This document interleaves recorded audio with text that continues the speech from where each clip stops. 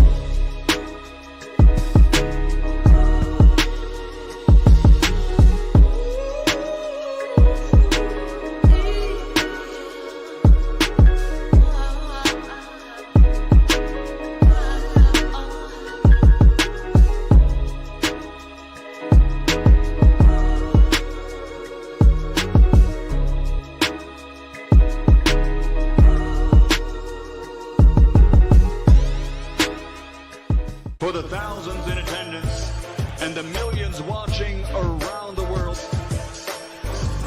ladies and gentlemen, let's get ready to rumble! Yes, sir. Yeah. What's up, family? It's that boy, Coach Malachi Williams in the building. Hey, guess what? You already know. The stickiest of it. You want to smoke with the old boy Rick Kane? Yeah, man, yeah. Hey, 3 o'clock. Hey, 3 o'clock couldn't get here fast enough. 3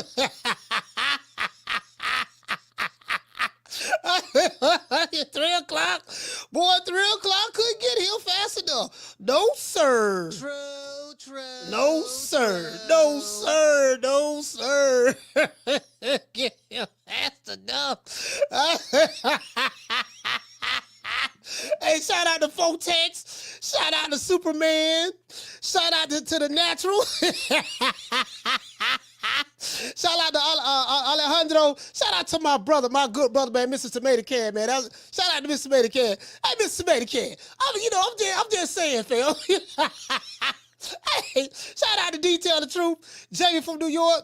Shout out to Steve Polanco. What's going on, fam? I'm just saying. Now a whole lot of stuff starting to make sense now. Shout out to John Martinez, man. Salute, man. Shout out to John Martinez. A whole lot of stuff starting to make sense now. Shout out to my sister, Miss Black Panther. Shout out to Laylo. It's starting to make sense. I know it's starting to make sense now. I was like, you know what, man? I was like, damn, dog. Damn, we be getting these strange ass we be getting these strange motherfuckers in the chat. Mexico Run Boxing, just all these different accounts. We've been getting them for years too, right? I'm like, damn, who the fuck, it gotta be a crazy, then they'll make like a whole bunch of accounts. They make a whole bunch of accounts, and you get what I'm saying? And I'm like, then it was something that my girl said, and hold on, y'all, before we get into the show. And this is all jokes aside. Before we get into the show, man, I do have some bad news. Me and my lady, she blocked. Me and my lady, my lady, she broke up with me. My lady mad at me.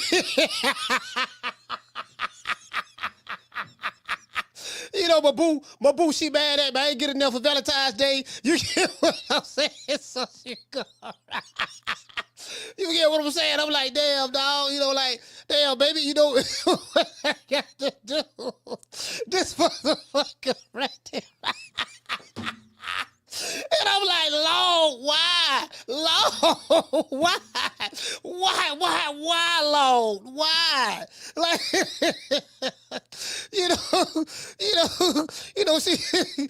my baby, she's like, bro, like, this dude running around like a disgruntled ex-girlfriend, fam. Fellas, have you ever had a woman, a chick you broke up with, and she run around like she just disgruntled? Or ladies, you ever had a man, you broke up with the nigga, you don't put it on him, and he like, God damn, baby, what's going on? And he just can't get enough. You get what I'm saying? This nigga always said, well, little fam, you can't come back over here no more. That's all we said. That's all we said, fam. We don't even talk about this dude. I totally forgot about the nigga. Every time I forget about the nigga, somehow he come back. Shout out to Nestor Gibbs. Shout out to the Bossy Boy. Shout out to Two-Tone the Superstar, man. Shout out to Two-Tone the Superstar. But we're going to address that later. We're going to address you get what I'm saying? I want to talk about Bud in there, right? But bro, this was just too hilarious. This was just too hilarious. For all of those who may not know what I'm talking about. This is what I'm talking about. I love you, you love me. We're a happy family with a great big hug and a kiss from me to you. Won't you say you love me too? D-Block, what happened with you and Coach Malachi, bro? Bruh. Oh, you already know. See, Two-Tone. When somebody talks shit about you, when they get so high. D-Block, the other day on his live, bruh, he had showed a tattoo of you got Tank Davis tattooed on you for real? Bruh. Two-Tone, that shit ain't nowhere around me no more. But we talk about another day, my brother. Wait, man. What do you mean it ain't? Go ahead, Ness. What you mean it ain't nowhere around you no more? You had one? Bruh. Yeah, he had a Tank Davis tattoo. Ness, I lost the bet in front of everybody. I had to be a man. Wait. Who bet that you was that? Me, Ness. What? That was what? me. Bruh. Yeah, that was me, Ness. No. Give me the details. Give me the details. But you bet. Who would Tank lose to? What made you do it? What was the bet? Ryan Garcia, Ness. Wow. But guess what, Ness? You know why I love you? Bruh. You know I respect you, Ness? Because I ain't a person like Coach Malachi that calls me out and calls me a taco and a burrito, a racist cunt that he is, and I go at him. But guess what, Ness? He'll cut me off before I go with him on the live. Because he's a bitch. Bruh. And that's what I'm going to say like that. Coach Malachi, a good brother. That's a good brother right there, man. Motherfucker. He put you on, bro. You know what he does to Bruh. He changed himself. He changed his hair. That's wild. Changed his beard. Bruh. Trying to be a fucking young ass motherfucker. He ain't about shit, brother. But he can't fuck with me when it goes to a live.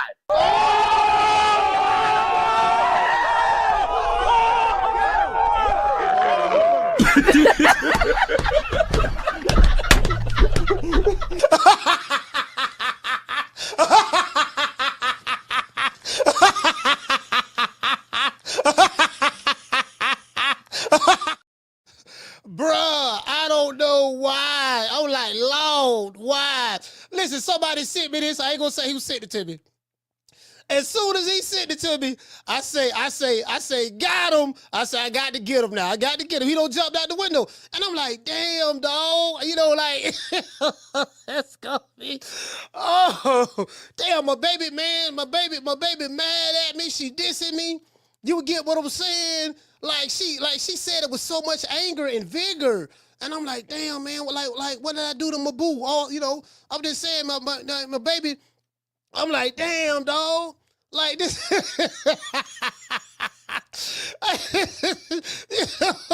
motherfucker. I said, you know what?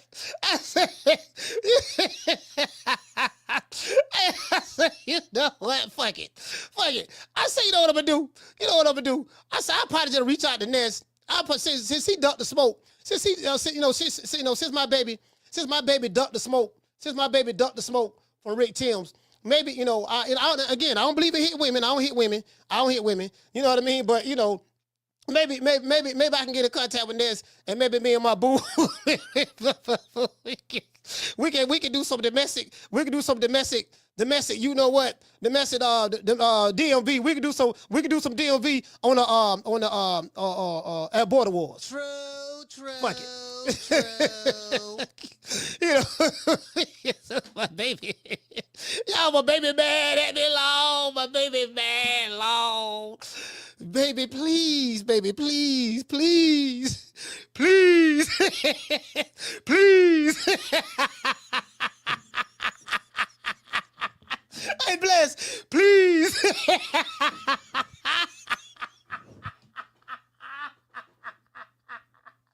Why this nigga fucking with me, man? Nigga, I'm like, why?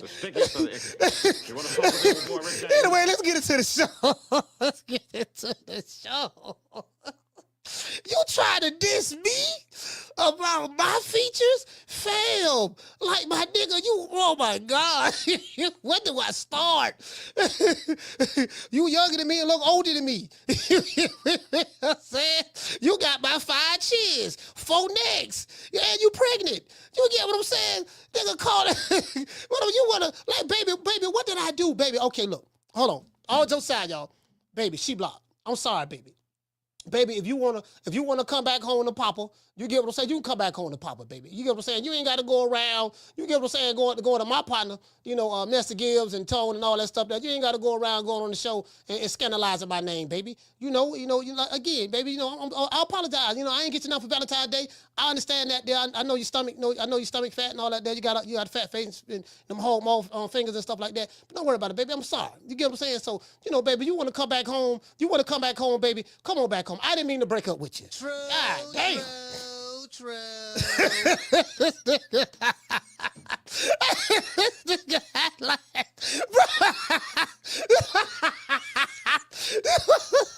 like he had a crush on me. Man, listen, man. Y'all remember that song? Y'all remember that song by the Jets?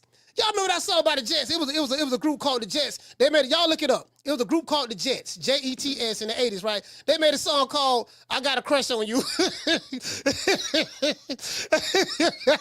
motherfucker had a crush on me. I didn't know. I really didn't know he had a. I didn't know she had a crush on me like that. I thought it was. You get what I'm saying? Hey, the motherfucker say, "I'm 5'2". He say, "Fuck that 5'2" motherfucker."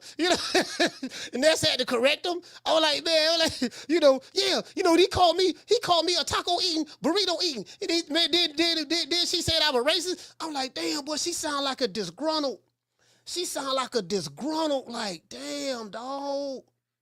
Shit,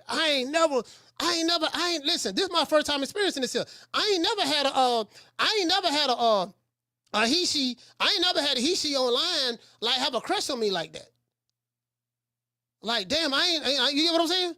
I ain't know she had a crush on me like that. I'm like, but I should have peeped it though, cause when she said she wore Canelo draws with his face on it, that glow in the dark. And then she got David's name tattooed on her hand. That was all the signs right there. I didn't pick up on the signs. True. I didn't pick up on the signs. Anyway, let's get into the show.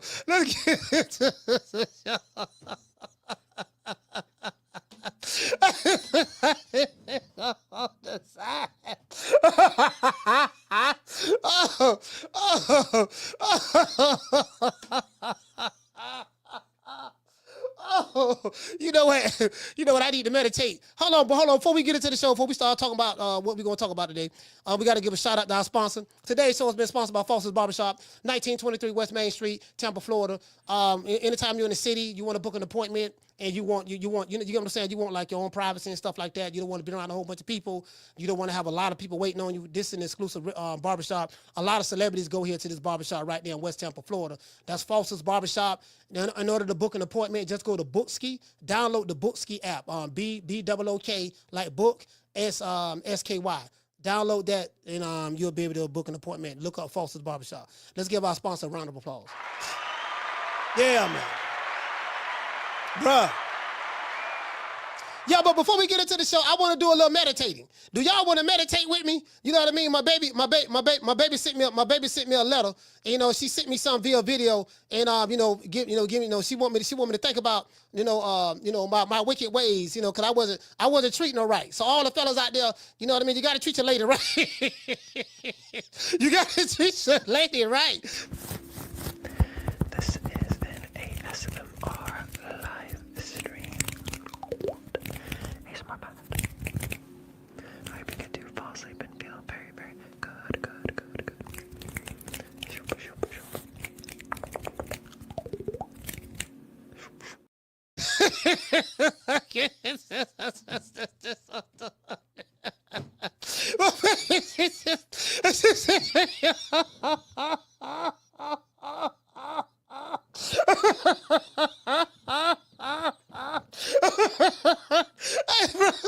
I'm sorry.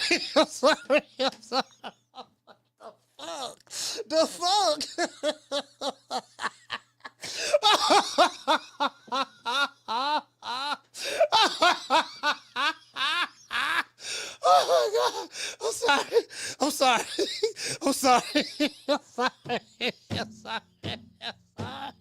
Oh my God. I'm sorry. Hey, someone. I'm sorry, someone. Please. I'm sorry. Please.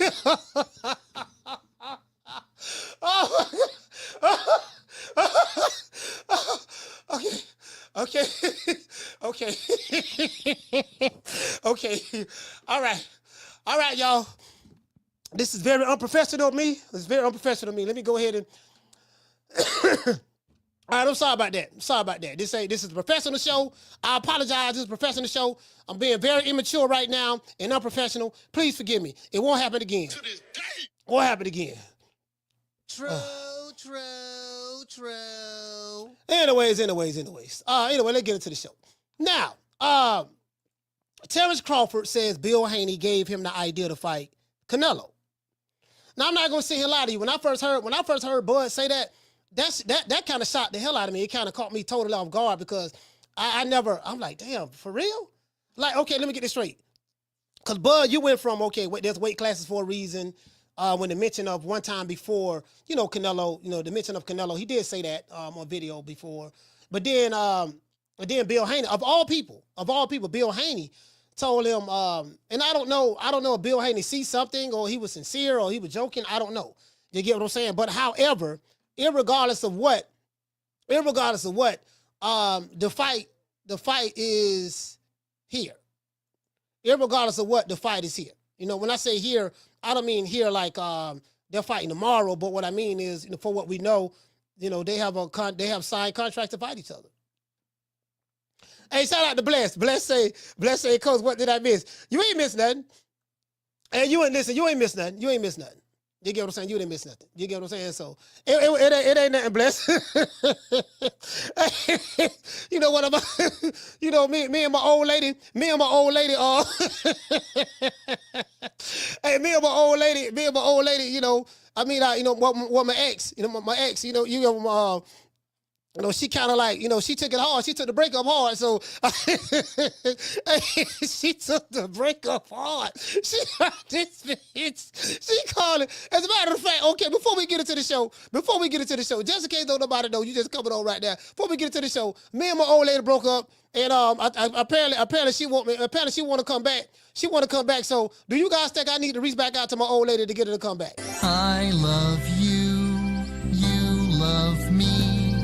We're a happy family with a great big hug and a kiss from me to you. Won't you say you love me too? D-Block, what happened with you and Coach Malachi, bro? Bruh. Oh, you already know. See, Two-Tone. When somebody talks shit about you when they get so high. Hey, D-Block, the other day on his live, bruh, he had showed a tattoo of you got Tank Davis tattooed on you for real? Bruh. Two-Tone. That shit ain't nowhere around me no more. But we talk about another day, my brother. Wait, please, man. What do you mean it ain't Go ahead, Ness. What you mean it ain't nowhere around you no more? You had one? Bruh. Yeah, he had a Tank Davis tattoo. Ness, I lost the bet in front of everybody. I had to be a man. Wait. Who bet that was you me, that? Ness. What? That was what? me. Bruh. Yeah, That's that was me, crazy. Ness. No. But Give me the details. Give me the details. But you bet. Who would Tank lose to? What made you do it? What was the bet? Ryan Garcia, Ness. Wow. But guess what, Ness? You know why I love you? Bruh. You know I respect you, Ness? Because I ain't a person like Coach Malachi that calls me out and calls me a taco in a burrito, a racist cup that he is, and I go at him. But guess what, Ness? He'll cut me off before I go with him on the live. because he's a bitch, bruh. And that's what I'm gonna say like that. Man, Coach Malachi, a good brother. That's a good brother right there, man. Motherfucker. He put you on, bro. He not what he does to him, bruh. He put you on, he paints his hair, paints his beard, bruh. Trying to be a fucking young ass motherfucker. He ain't about shit, brother. But he can't fuck with me when it goes to a live.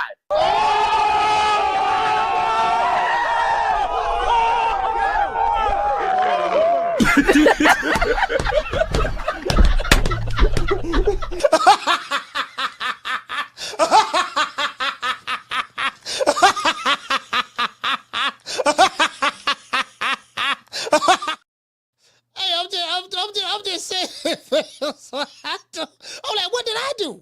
What did I do? Why you gotta say fuck me? Like, what did I do? You get what I'm saying? You know. What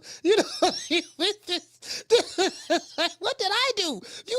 Get like you was my biggest, like you was my biggest fan. Like, what happened? You get what I'm saying? What happened? I'm like, you feel me? You put me on the phone with your mother before. You don't call me. You don't hit me up. Put me on the phone with your mother. You came on the live one time. You had your kids showing in the background. Like, what happened?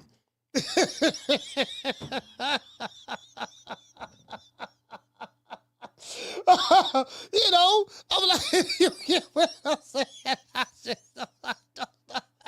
Like, why fuck me? What did I do?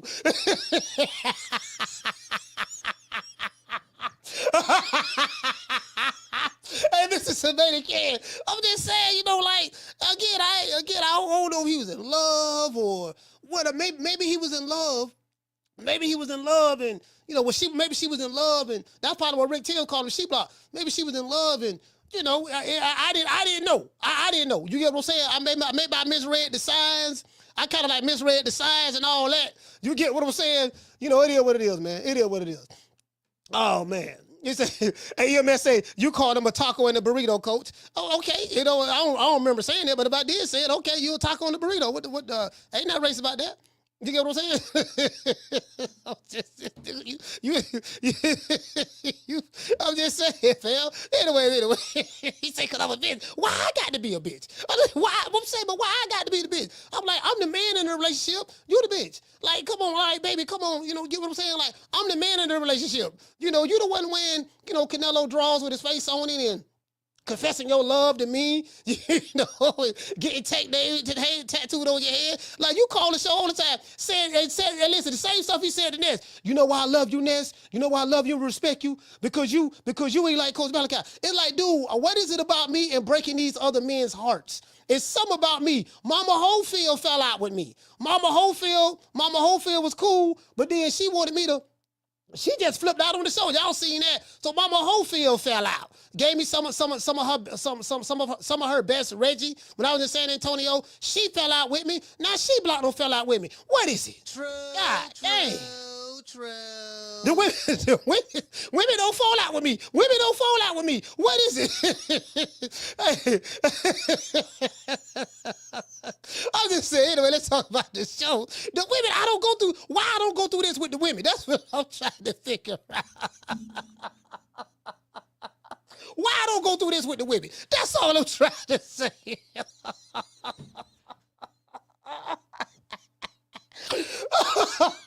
I'm sorry.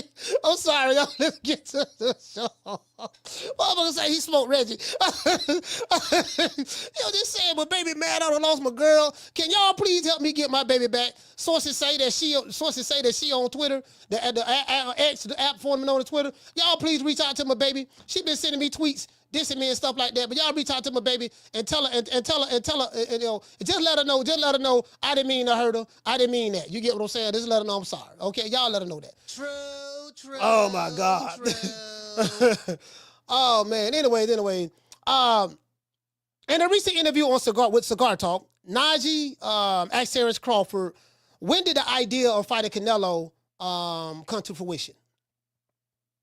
Now this answer caught me talking. I heard this before, but I was like, when I first heard it, I'm like, yeah. I know. As a matter of fact, when I first heard it, I think I heard Bud say it.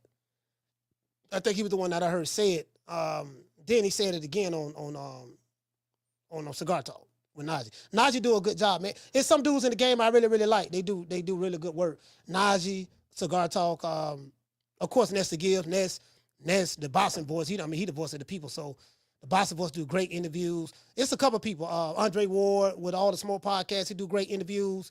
Quite a few cats out there do great interviews. Ask really, really good questions, and I like much respect to all of them out there.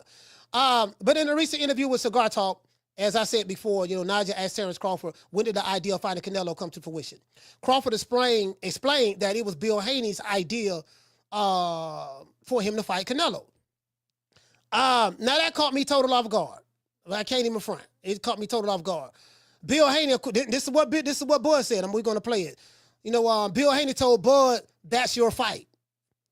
Bud thought about it and said that he began to size up Canelo, and then he realized that Bill may be onto something.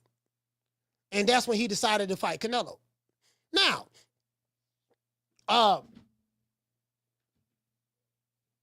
gonna just say it again, Terence Crawford, Canelo Alvarez is accustomed to fighting at 168.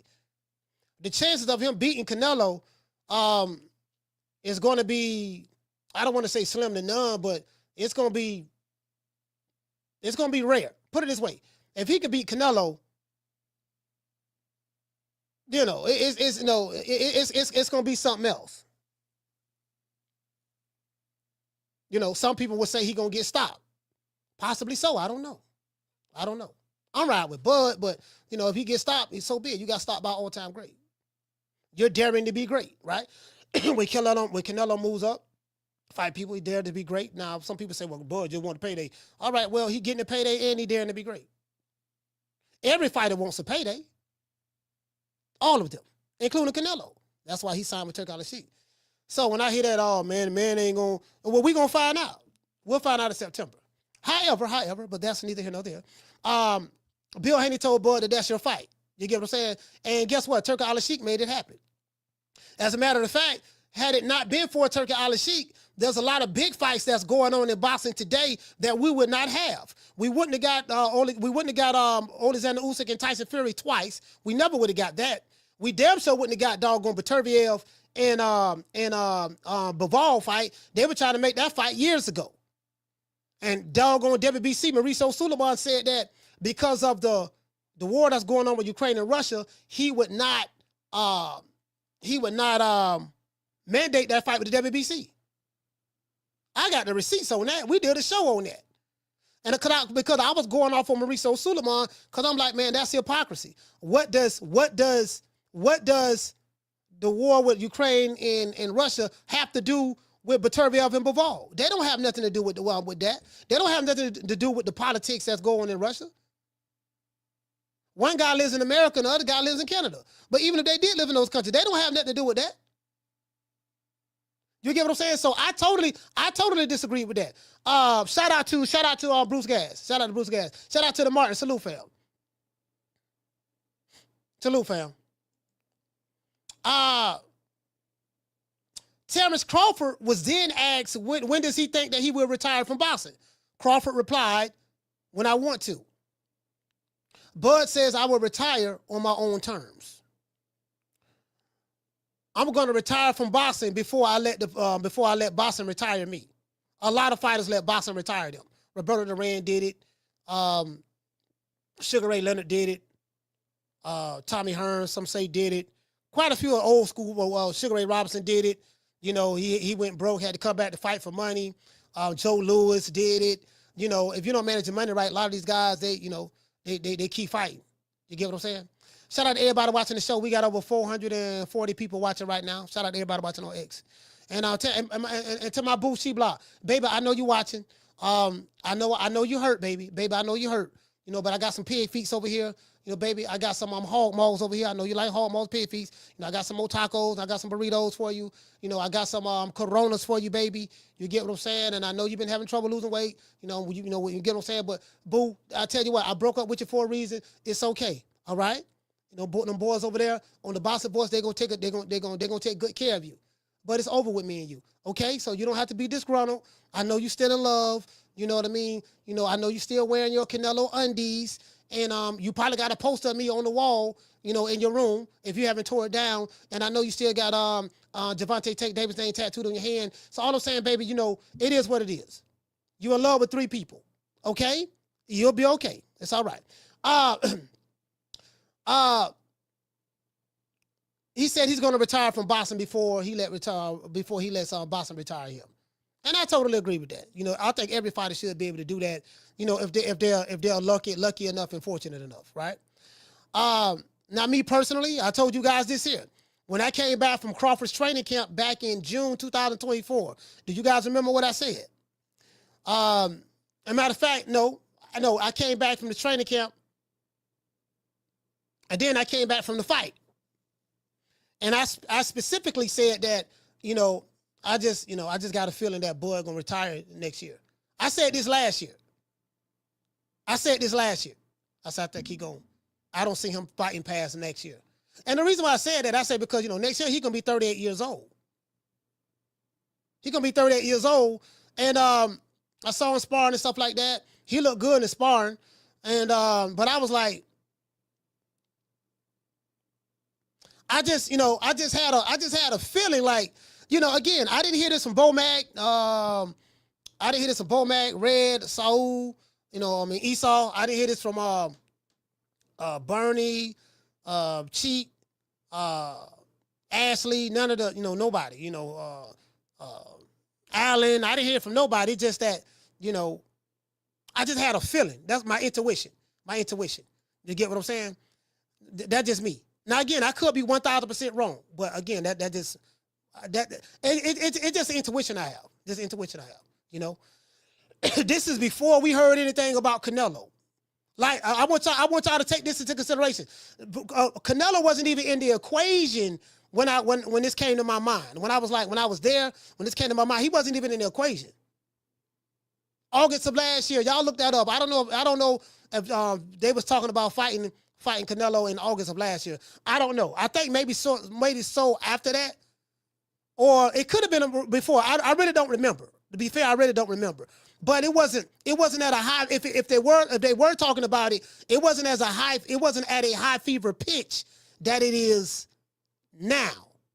You get what I'm saying? Because now it's become a reality from a paperwork standpoint, but the reality really is going to come when they walk into the ring.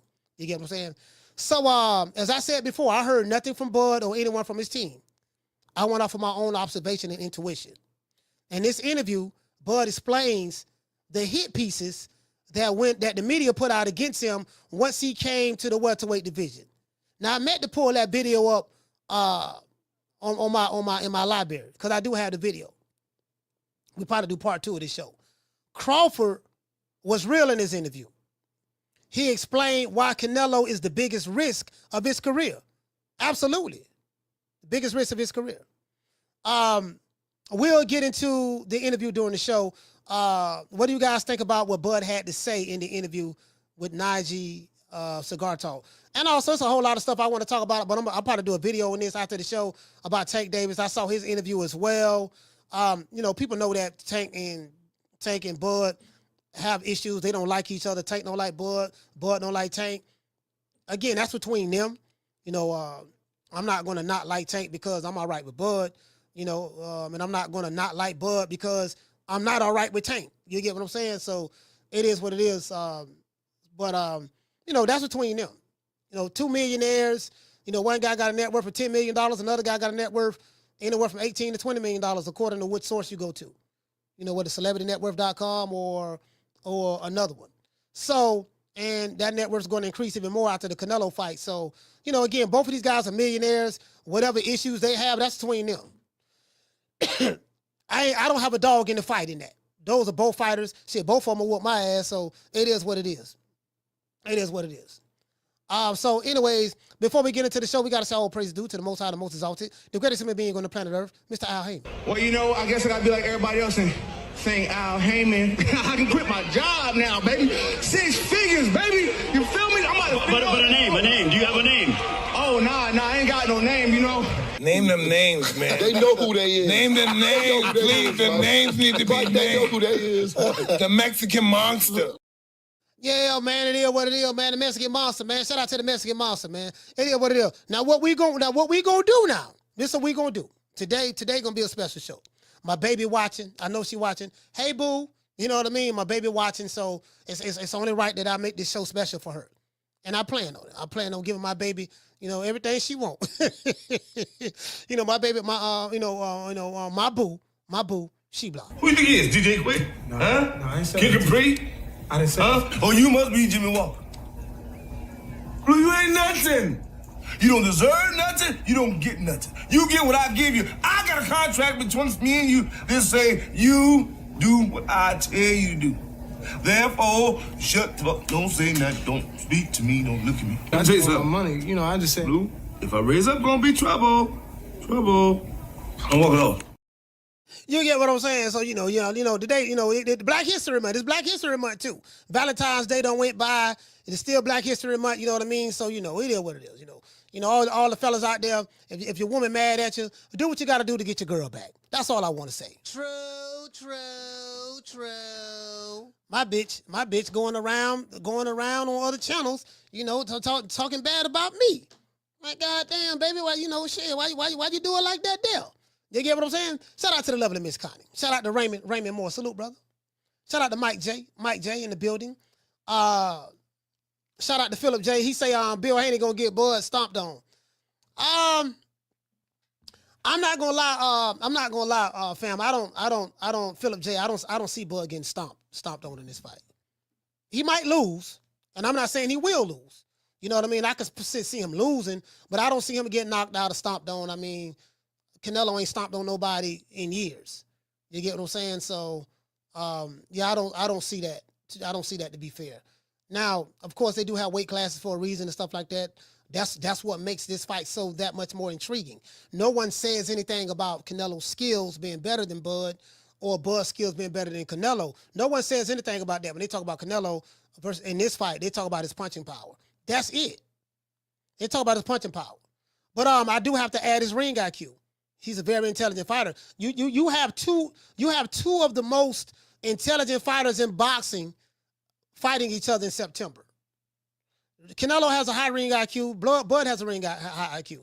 So I don't think no one has an advantage there. The only elephant in the room is one guy is pretty much a natural 168 pounder now.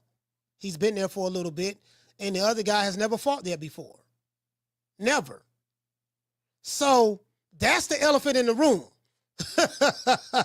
That's the elephant in the room. You get what I'm saying? Bud is a little taller. I think he like 5'9". I know it say he 5'8", but he taller than 5'8". Cause I've seen him stand up to people next to people that's 5'10" and 5'9", and you get what I'm saying? So, one guy is a little taller, has an arm reach, and the other guy, just an overall great fighter. Both of them are overall great fighters. They go about their business differently. You get what I'm saying? They go about their business differently. Canelo is really, really good at setting traps. His trap counter game is good. Bud is really good at setting traps as well. It's going to come a point in time in that fight where they may have to fight. It may be a fight. You get what I'm saying? So we're going to see how that works out. But either way it go, may the best man win. Both of those guys are rich. Canelo is probably the richest fighter in boxing. I think he got a net worth of $250 or more, something like that. So about $250 plus. So both of them. You get what I'm saying? It is what it is at this point. I ain't mad at all. Shout out to the Face of Boxing. Hey. Yeah. Ooh, that look good.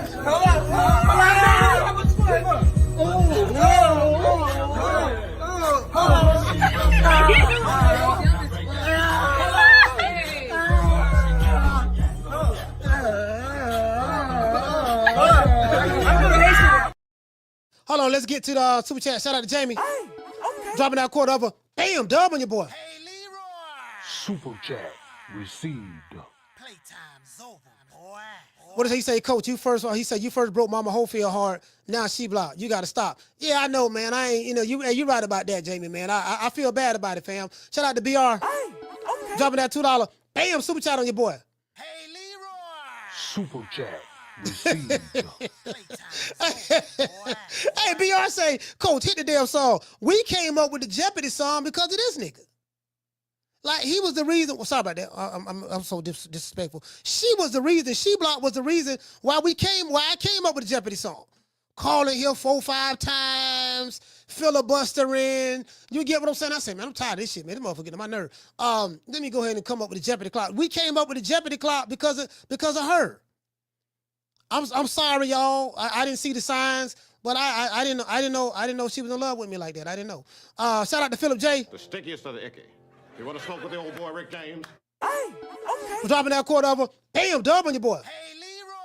Super chat received. Playtime's over, boy. Philip J say that's their mistake.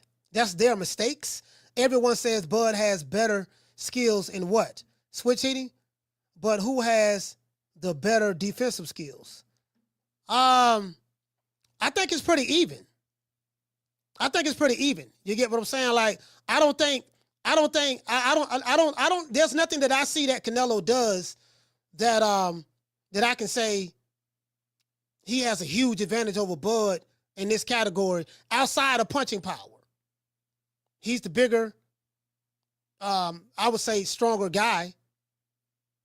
And he's accustomed to fighting in the weight division. That's why I say from a skill standpoint, this fight is evenly matched. The only elephant in the room is the weight and the punching power. See, that's what we don't know.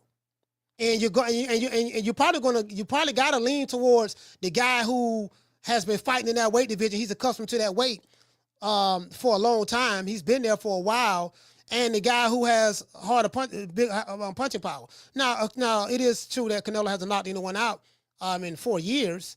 You get what I'm saying? Well, maybe we'll see who he'll knock out since 2021. That is true, but yet and still, I would favor him to, like, he's a harder puncher.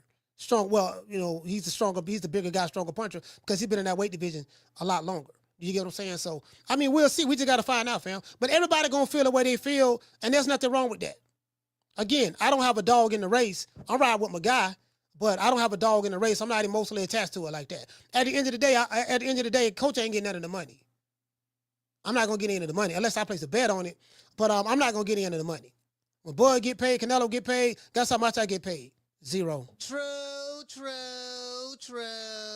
You get what I'm saying? So that's the way I see it. Down from the bar, there's a platform stage. People pimping, sharp as razor blades. All right.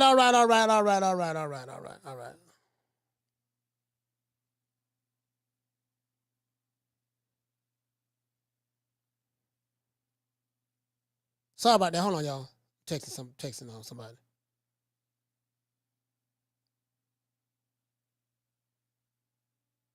Sorry about that. Wait, bear with me. I'm texting Timothy Bradley.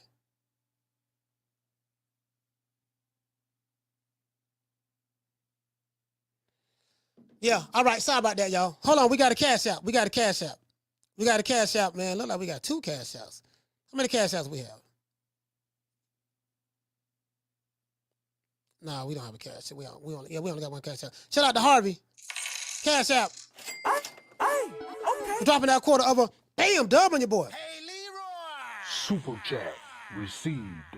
Playtime's over, boy. Harvey say Bud's skills and abilities are too good for Canelo. Well, guess what, fam? We're gonna find out. We're gonna find out in September. We're gonna find out in September. Down from the bar, there's a platform stage. People pimping, sharp as razor blades. Now, anyways, let's go to I'm not gonna play it from his website because I don't know how the guy from Cigar Talk is or whatever. I like his work though. I like the brother work. One thing about me, I ain't no hater, man. I ain't no hater. I see a dude doing some good work. I'm always give him their props. Where is? Okay, y'all bear with me. Where the hell would that be at? Where would that be at? Let's view all. Oh, here we go right here. All right. Let's hear this right quick. Now, this is an interview by Terence Crawford with Najee of Cigar Talk. Again, that brother do good work. It's a couple of people when they do interviews. I love to hear them do interviews because They do really, really good jobs at it. He's one. My main man, Nessa Gibbs, is definitely one. Ness is a killer when it comes to interviews. Steve Kim is another one. It's something I'm forgetting right now. You know, I do good interviews, but I'm saying the people who I look at in the game in boxing, they do really good interviews. Like Steve Kim a vet. You know what I mean? Steve, he gonna ask the right questions, and Nessa Gibbs always asks the right questions. You get what I'm saying? So it is what it is. But let me show y'all this here. Everybody has seen this. This is it got almost 200,000 views already, almost 200,000. So in one day, that's good. This video is going viral for social media. This is the viral for social media right here. So anyways, the first part of it is at the 12-minute and 47-second mark. Do you guys remember when I used to always talk about these fools saying online, yeah, man, it was really a lot of the aerosexual YouTube channels. And, you know, those are the channels that the PBC pretty much had control over. They were just fanning out over promoting the company, and they hated Bud because he wanted to fight Errol Spence. That was it. Literally, it was nothing he did.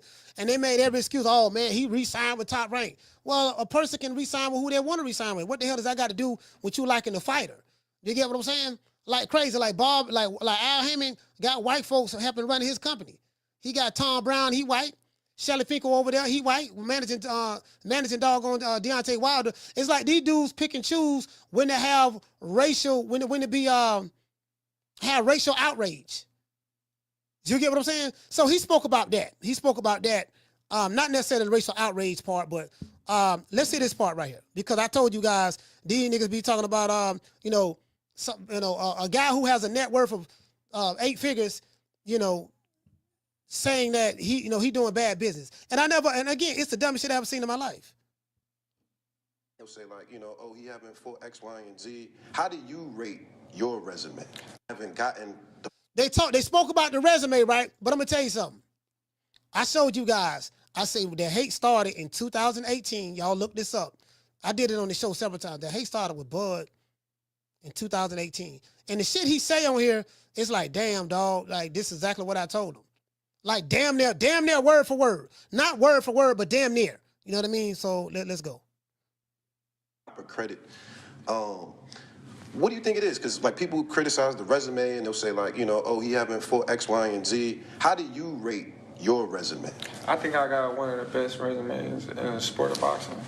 You know, when you looking at who I fought, when I fought them, then you can measure. You know, a lot of people, they just going off of what other people say. You know, it all started when I moved up to 147. Where did y'all hear that? Where did y'all hear that at? I'm just saying, for people who've been over here for some years, where did y'all hear that at? I mean, just be honest. I'm not saying no one else said it. But it was one person in particular that hammered it home. It's one dude in particular that hammered that home.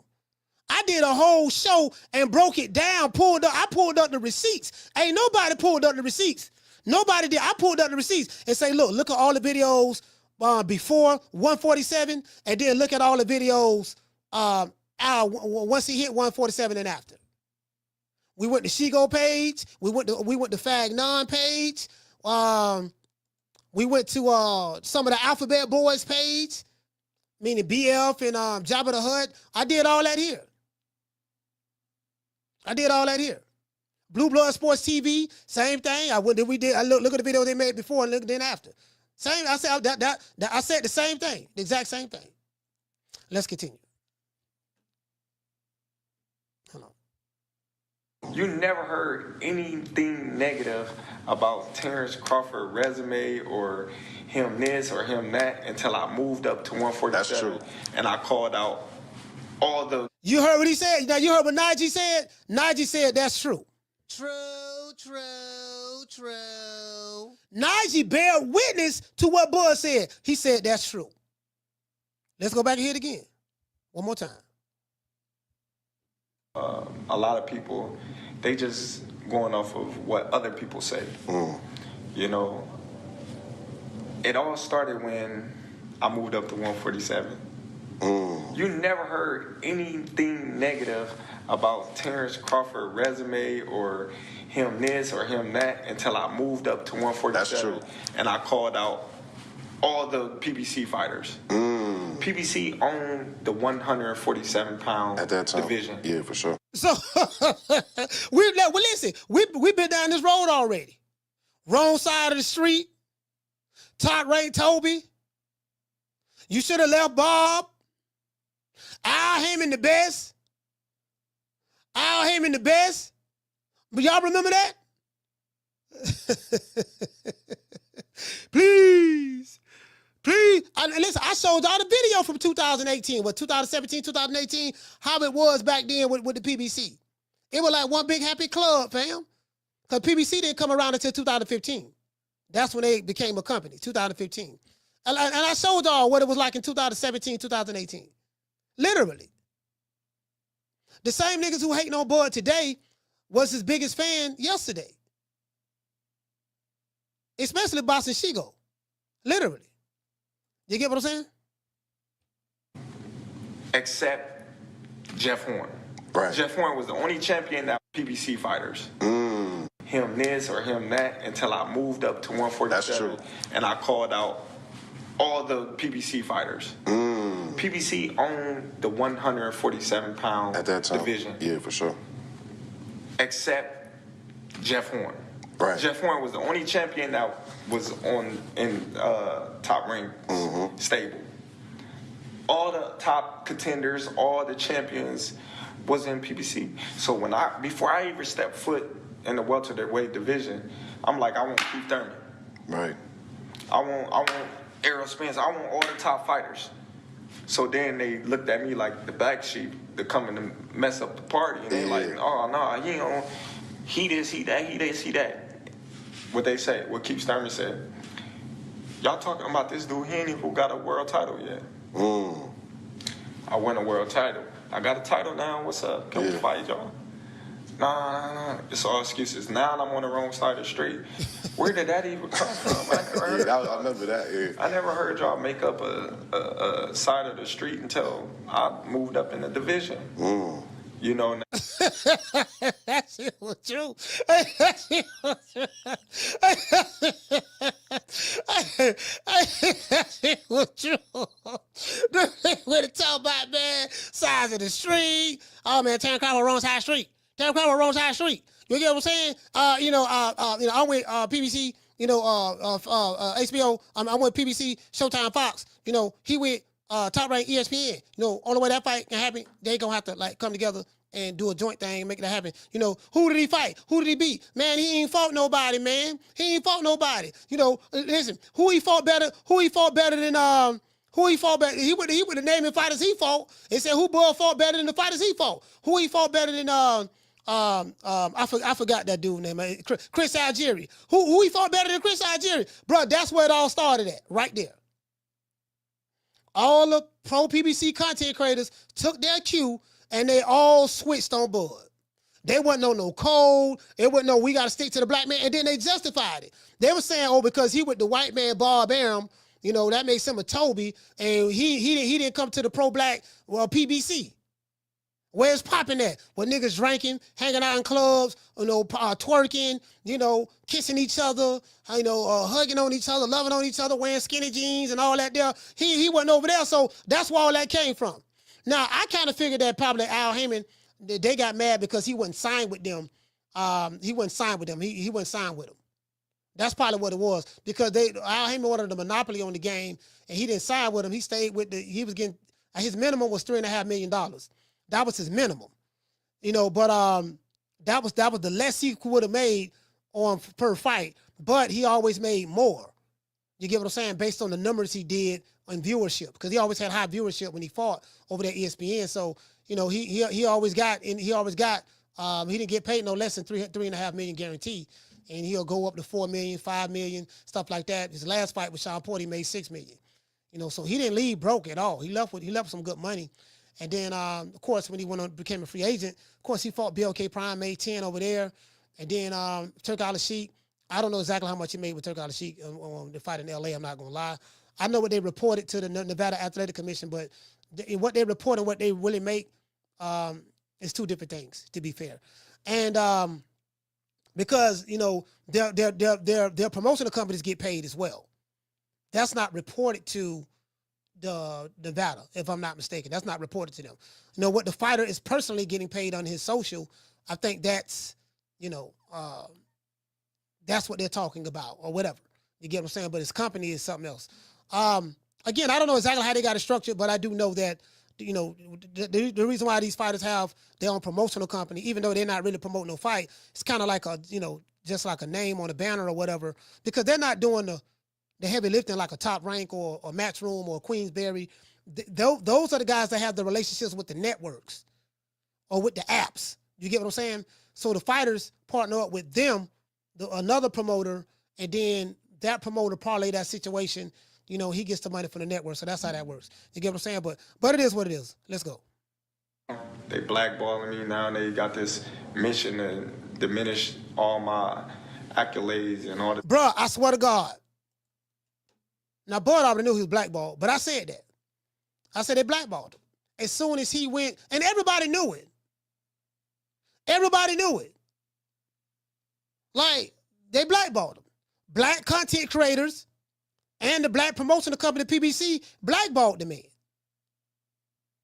And the black content creators did the same thing while running around the internet talking about racism.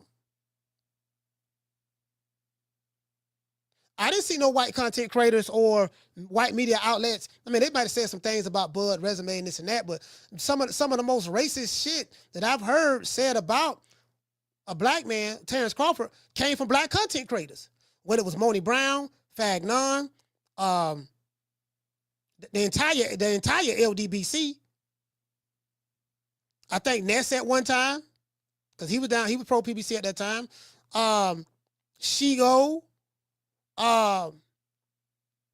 Yeah, pretty much all of them. Some of the Hispanic channels as well. Punch Draw, all of them. Like, but literally all of them. Now, Dante's Boxing Nation, I don't think he was on that. So this why I say, yeah, they gotta miss me with that. We got to be on code and all that shit there. You niggas don't go by no code. Your code is you got to agree with me and believe everything I say. And if you don't agree with what I say, then it's F you. You're a coon, this and that, yada, yada, yada. That's what's going on online. So I'm the one that came on YouTube and I bust all that up. I'm the one exposed all of that online. That came from me. And I took a lot of flack from it, but it was cool. I can handle it. I'm built for it. I bodied the entire Alphabet boys. I bodied them. You don't even hear nothing about them niggas no more. I bodied all of the trolls. Used to call the show threatening, saying they're going to do A, B, C, and D and send gun emojis in the chat. They're done. And now it's just us. Let's continue. That I'm dealing. Okay. Fight Kell Brook. They say, oh, he's broken. So you mean to tell me he's broken when I fight him, but Spence fought him coming right off of an eye injury and a knockout loss to Triple G. In months, he had to come back and lose all that weight. But when I fight him, he coming off of a win streaks. Right. He had a few fights. And he said he was in the best shape of his life, but he's broken when I fight him. You know, so as I said, you know, people keep moving the goalpost. So I'm going to get past that. Let's go here. Let's go to 1550. Let's go to 15. Hold on. Let's go to 1550. You know what I mean? So it's always been an excuse, I think, because I'm my own person. I never try to be like nobody. I never try to act like nobody. I never did the same thing that everybody else do. I did it my way. So when I did it my and I said it before. I said, yeah, you know, Bud wasn't a part of the cool kids. He wasn't a part of the cool kids. He wasn't over there where it was Liddy at. Where they were drinking and smoking, partying, skinny jeans, dancing together, kissing each other, hugging and smooching. He wasn't over there. So he was the outsider. Let's continue. If you've been watching me for a while, y'all know I've been on point. Coach, I've been 10 toes down. Shout out to Curtis Robinson. everybody said, oh, well, he's this, he's that, he's this, he's that. Nah, I'm a bad businessman. But now look at it. Everybody that said I'm a bad businessman, what can they say now? They got... Hey, you heard what he said? He said that now, I know y'all heard this from over here. I said they said Bud was a bad businessman. It's always been an excuse, I think, because I'm my own person. I never try to be like nobody. I never try to act like nobody. I never did the same thing that everybody else do. I did it my way. So when I did it my way, everybody said, oh, well, he's this, he's that, he's this, he's that. Nah, I'm a bad businessman. But now look at it. Everybody... He said, but now look at it. Listen, let's do this here, right? Let's look at the condition of all of those YouTube channels that's online that said Bud was a bad businessman, and all of the subscribers. What condition are they in now? You can't make this shit up. Said I'm a bad businessman. What can they say now? They got shit on their face. Every single person that ever said I'm a bad businessman, right, they all got shit on their face. It's true. I do remember that time, especially with the negotiations for the Spence fight. It was because that took a minute, right? It was like back and forth, and it was like it seemed like you playing, your leverage game. Like, all right, cool. I'm gonna take this fight over here then with Avanesian, and it was definitely saying that. And obviously the Spence fight, that was the big legacy fight. It didn't go at all. I had you stop him. I actually won money, but I didn't think it was gonna go like that. I did not anticipate that. Did you feel like that? Like, did you know it was going to look easy? Like, was it easy to you? Was it just like cakewalk? I would never say a fight is easy because a fight is won in the gym. That shit is hard. I was the only, if I'm not mistaken, I was the only YouTube channel outside of Omaha, Nebraska, outside of my brothers over there in Omaha, Mr. Gooch and I forgot my other man name. I forgot his name. He's a comedian though. My main man, that's my brother. But outside of Omaha, Nebraska, I was the only YouTube channel that said I got Bud stopping, knocking Errol Spence out. To my YouTube channel. None of the Boston YouTube channel said that. Pull up the receipts. I was yelling that to the top of my lungs, and I told everybody in this chat who would listen. I said, I got $3,000 betted on Bud. I had 500 betted with somebody online, 2 people. I had 500 betted with somebody online.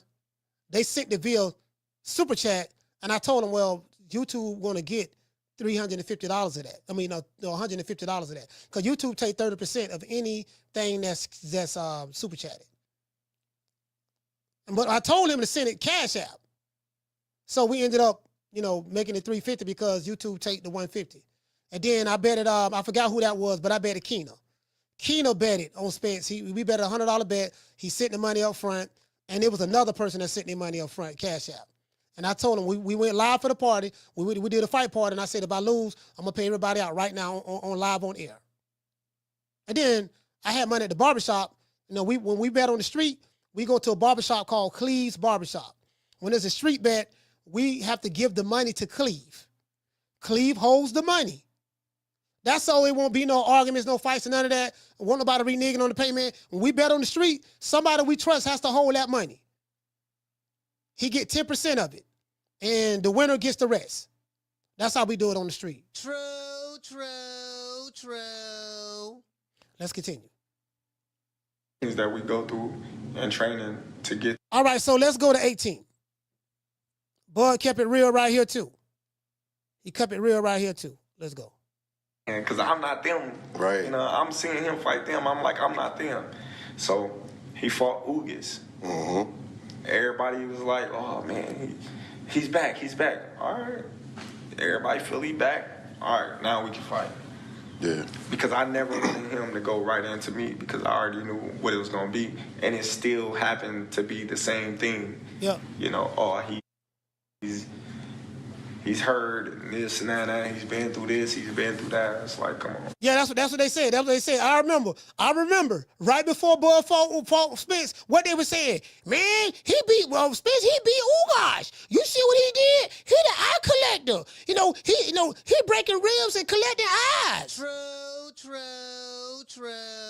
Spence had them beat up Ugas, broke his ribs, broke his orbital bone. That's all they were talking about. Man, Jack, what you think? What you think Spence gonna do? That's all they were talking about. YouTube channels, you had people shutting down their YouTube channels because they owed so much money. One dude from the Alphabet Boys, I heard he started doing porn. Him and his old lady. Him and his old lady that was part of the Alphabet Boys. I heard that now they doing something else. I think she's talking about prison stories when she was in prison and Dyking and all that damn different relationships. Was she doing good? I'm happy for her. And then I think he helping her with that. Buddy shut his whole YouTube channel down. They started doing OnlyFans and bro, literally, the oral sex would just disappear. They started coming up under different names in the chats. They wasn't paying people who they betted. They wasn't paying nobody no money. They betted. Anyways, let's go.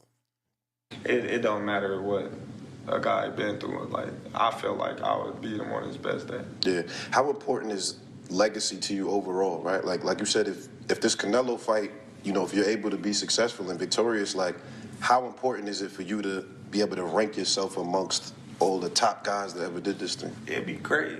That's why you take the chance. This is by far the biggest opportunity, but the biggest risk that I ever took in my career. Yeah. Facts. And I understand what's at stake, and I understand the level of competition that I'm up against, and that what makes it great. Mm-hmm. That's what all the great fighters will want, because it's a high risk, high reward type of fight.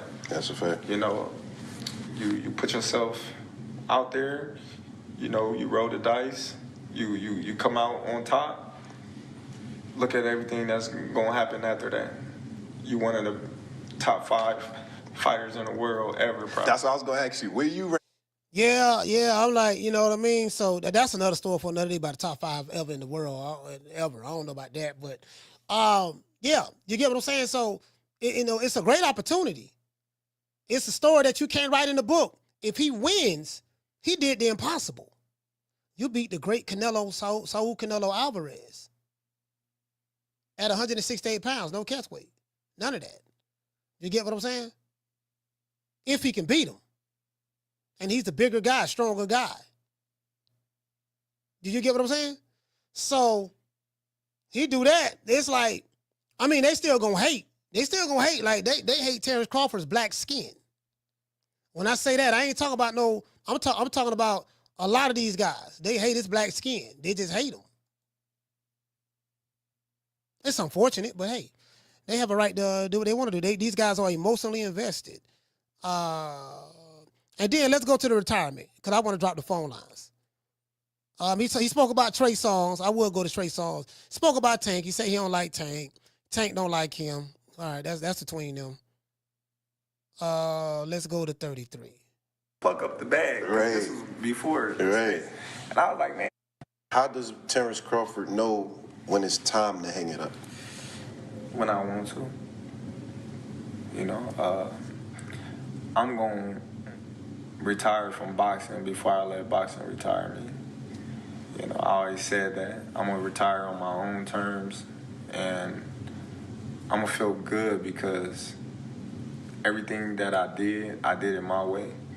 Whether it took me however many years to get to the point where I'm at, I did it my way. A lot of people can't say that. A lot of people can criticize me and say, oh, well, he re-signed with Top Rank and he's this, he's that. But at the time, that was the best move for me in my career. You feel me? Yeah. Like, the guarantees that I was getting and the money that I was getting was far more than what a lot of those fighters was getting. and I was satisfied with what I was getting, and I felt as if that should have never played no factor or put no roadblock in to making great fights. You know. And see, that's all I'm gonna play. And I want to say this here. I think a lot of guys who probably just started coming on social media watching boxing now. Shout out to everybody in the chat. We got over 651 people watching. We have over 100 watching on X. My bitch She-Block, she probably watching. Hey boo, and we got over 550 watching on YouTube, and then we got people watching on Rumble as well. So it is what it is. Yeah. People. I think what I find in human beings, people hate bosses. They got people who take control of their own lives and move how they want to move. I've been around Bud a few times, and I told you he gives off alpha male energy. Like he ain't no bitch. He's not one of these this shit that you see going on with certain political parties today. You know, he's not that. He gives off a different kind of energy when you're around him. Anybody who you know that know him, they'll tell you that. I even heard Andre Ward. He's ultra competitive. That is true. He's ultra competitive, but he's a stand-up dude, and when he talks to you, he gonna look you dead in your eyes, and he doesn't blink. He's one of the few people I've seen that he'll look you dead in your eyes, and he don't even blink. He has like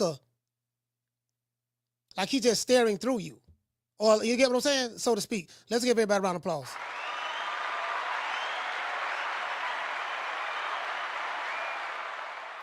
Yeah, man, but this is dope, man. This is dope. I really, really like that interview. Phone lines is open. You want to talk some shit? Call me. Start some shit, bitch. Sup, fool? You gonna talk shit about me, homie? Where you from? Hundreds of niggas is waiting for your motherfucking call, and they all talking shit about you right now. Call the coach at 530-494-9636. We waiting on your bitch ass. Hey, man, shout out to Drew. Drew, what's up, fam? Hey, okay. Dropping that quarter of a bam dub on your boy. Hey, Leroy. Super chat received. Playtime's over, boy. Drew say, it's Drew. Finally, She-Block is gone. It was inevitable. Bro, Lord have mercy. It's amazing. Like, my baby She-Block, she came over here. She was she was in love, and she used to always praise me. I remember when my boo, when she got monetized on X, she was like, Coach, I want to thank you, my brother.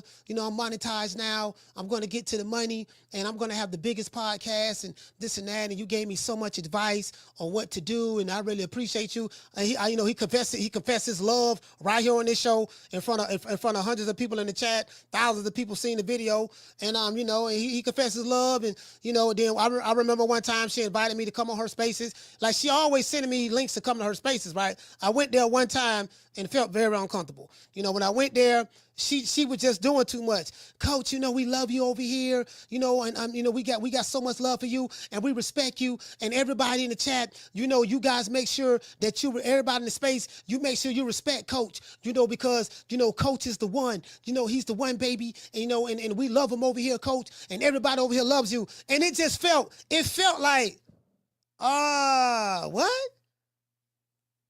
It was just too much. It was just too much dick pulling. It was just too much dick pulling. You get what I'm saying? Too much dick pulling. I'm like, damn, he pulling my dick just a little too strong. I'm like, damn, dog. Like, you get what I'm saying? Like you doing, dude, women don't even do that. You doing that worse than a woman.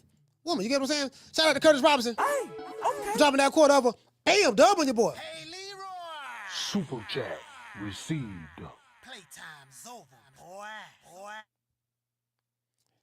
Hold on. My bad. Caller, hold on. He say, Coach, he said, you tell all the truth about all the fighters who want to smoke. Yeah, so shout out to Curtis, man. I thank my brother. I thank my brother from DC, man. Shout out to Curtis from DC, man. DC stand up, man. DC stand up. Down from the bar, there's a platform stage. People pimping, sharp as razor blades. Now, another thing I want to say too. Now you got some kind of, whatever little race war or nationality war that some of you guys are having online, that shit, that ain't got nothing to do with boxing. I'm gonna tell you why. Terence Crawford don't know you guys. Errol Spence Canelo don't know you guys. So if you pro Canelo or pro Bud, neither one of them know you, right? At the end of the day, Terence Crawford and Canelo don't hate each other. Now, it might be some Canelo fans that hate Terence Crawford and his fans, and there might be some Crawford fans that hate Canelo and his fans, but guess what? Terence Crawford and Canelo don't hate each other. Both of them are multimillionaires. Of course, Canelo is the $200 million man. We know that. But you get what I'm saying? But at the end of the day, you got to keep everything in the proper perspective. Whatever issues some of you may be having, those are your issues. It probably don't have nothing to do with Crawford or Spence. Crawford or Canelo. Carla, what's your name? Where you calling from? E, calling from D.C. E from D.C., talk to me. Hey, so look. Tank, what y'all keep getting on Tank for, man? We're talking about Terence Crawford and Bill Haney. Now, Terence Crawford and Canelo Alvarez. The topic of the show is Terence Crawford says Bill Haney gave him the idea to fight Canelo. That's what we're talking about over here, sir. Oh, okay. Well, that's all right. You giving Bill his props. That's cool. And I got Crawford. So if that's the topic is, I got Crawford by decision. All right. Well, shout out to E, man. DC, stand up, brother. Thank you for calling the show.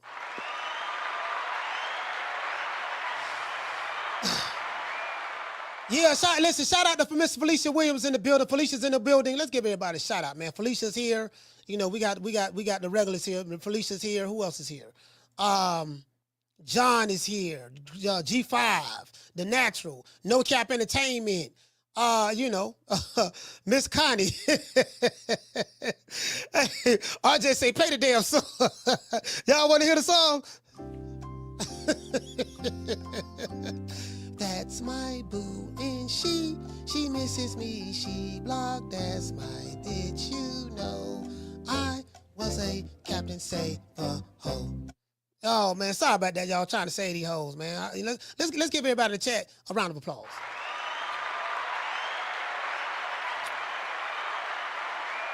Yeah, 530-494-9636. Again, salute, shout out to everybody, man. Shout out to everybody. 530-494-9636. The show is open. Y'all call the old boy, man. Phone line's open. It's free to call. Caller, what's your name? You calling from? Hey, this is me again. Shout out to Lamont Roach, man. We about to realize turn up for the city.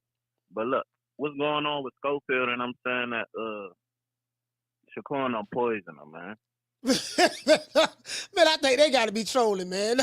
They got to be trolling. I don't know what's going on with them. Hey, look. They planted a gun. Hey, look, man. The man say they called SWAT on them. They planted drugs in the car. I ain't never. The masseuse rubbed some cream on them. Man, bruh, I have never seen Mama Hofield and her son, Kid Austin, much love to Kid Austin, act like this before a fight. They call SWAT on us. My baby mama bow-legged. Shakur playing the drugs. Like, Shakur did all this. Like, the stuff that they are accused of Shakur of doing, how did he have time to train? That's what I'm saying. And Shakur just like been quiet. He ain't even never this quiet though. I just like was on the underdog. I was gonna go for the underdog, but all this shit keep talking. I don't know. Schofield finna get his ass whooped. Okay? Hey, this is crazy, man. Hey, all right, man. Hey, E, man, salute to you, fam. Thank you, brother. DC, stand up. You say you got Lamont Roach. Yeah, man, I'm like, man, I'm trying to tell you, bro. Hey, next year say Shakur nervous. Man, cut it out. Hey, shout out to Keenum, man. Caller, what's your name? You calling from? It's Rich calling from KC. Rich calling from KC? Kansas City, yeah. Yes, sir. KC, stand up. Talk to me, brother. Crawford, Canelo, people shouldn't take that personal. They're just two elite boxers. Yeah. That we finna see clash. That's kind of like Jordan and Kobe playing one-on-one. You know what I mean? You just see two elites play each other. But really, they're kind of older, but they're at the top of their game right now. Yes, people shouldn't take that too serious and get out in their feelings about it and nothing like that. And for real, I'm excited about that card this weekend, man. Yeah. I want to see. I want to see all them title fights. I want to see Colin Smith. You know what I mean? I want to see Shakur win. That's a good card. Definitely want to see. Yeah, man, it's probably one of the best cards I've seen in a while. I really want to. Yeah, I want to see that. I'm gonna be up bright and early to see that. I want to see Dubois, Parker. You know, I want to see that, man. Better be here, Big Ball. That's a damn good card. Yeah, man, for sure, man. I want to see that card too. I'm excited about this card. I really am. I'm excited about this card. Which fight you picking out that you like want to see out of the 5-6 fights that's on there? Well, of course, the main event. I want to see that. I am intrigued about Kid Austin and Shakur Stevenson. I'm intrigued about that fight because his Mama Holyfield did a whole lot to try to sell this fight, and I'm hearing all kind of crazy stuff. Somebody said, "Hey, somebody sent me the video. Somebody sent me something. They saying that listen. I got a phone call today. I'm not going to say who. You get what I'm saying? Hey, listen, I'm not going to say who. Not going to say who. You get what I'm saying? So what we gonna do is but I heard that Kid Austin said that he somebody told me that Kid Austin is in the hospital or something because of his leg was messed up or whatever. I don't know. So Man. I mean, if you from what I seen, man, they've been like the last colleges, they've been coming up with every excuse. So it seems like if the man lose the fight, they're gonna be like, well, see, like you said, they put drugs in the car, called the SWAT on us, had the police looking for us, rubbed us down in the wrong creek. Like, come on, man, with this bullshit, dog. Like, this fight. You know what I'm saying? All this old extra shit they doing, fight, bro. Your daddy did all this campaigning. How you done whooped all these champs? You the sparring champ, nigga. Let your daddy tell it. You done fucked up Ali in sparring. So what is we talking about, man? Like, we ain't trying to hear nothing about no SWAT coming through there and passports missing and shit. Fight, bro. You don't knock that Ali. Hey, bro. Coach, come on, you be hearing he be talking crazy, dog. He got mad at me. That's why he fell out with me, because he fell out with me because I remember I was watching. Yeah, I said something about Abdullah Mason, and he was tearing down Abdullah Mason's resume, and I'm like, okay, well, some people, me being objective, I said, well, okay, since you tearing down Abdullah Mason's resume, how would you assess your level of competition that you fought? And when I said that, it triggered him. It went off because now you're saying Abdullah Mason ain't fought nobody, he ain't did nothing. But I'm like, okay. So I just asked him a question. How do you rate the level of competition you fought thus far? And he went off. He still didn't answer the question. He went off. So, it is what it is. Yeah, I mean, because he know his son and Abdullah right there on the borderline prospect contender level. Like that right there. I mean, he shouldn't be tearing that young dude down. He on the same level as his son trying to come up in the game, man. Yeah. And I know he got a pattern of that. If you ain't kissing his ass or agreeing with him on the show or in the interview, he mad at you. Yeah, he is. Grow your old ass up, dude. Yeah, Mama Holyfield, he do that. He do that to a lot of channels. I'm not the only one, but that's just how he is. He's very his estrogen levels are very, very high. He definitely got a lot of whole tendencies. He's definitely he got a lot of female tendencies in him, for real though. He didn't need a mama. He got it all in one. Shit. He got mama and daddy right there with him. He said he got them all in one. He got it all in one.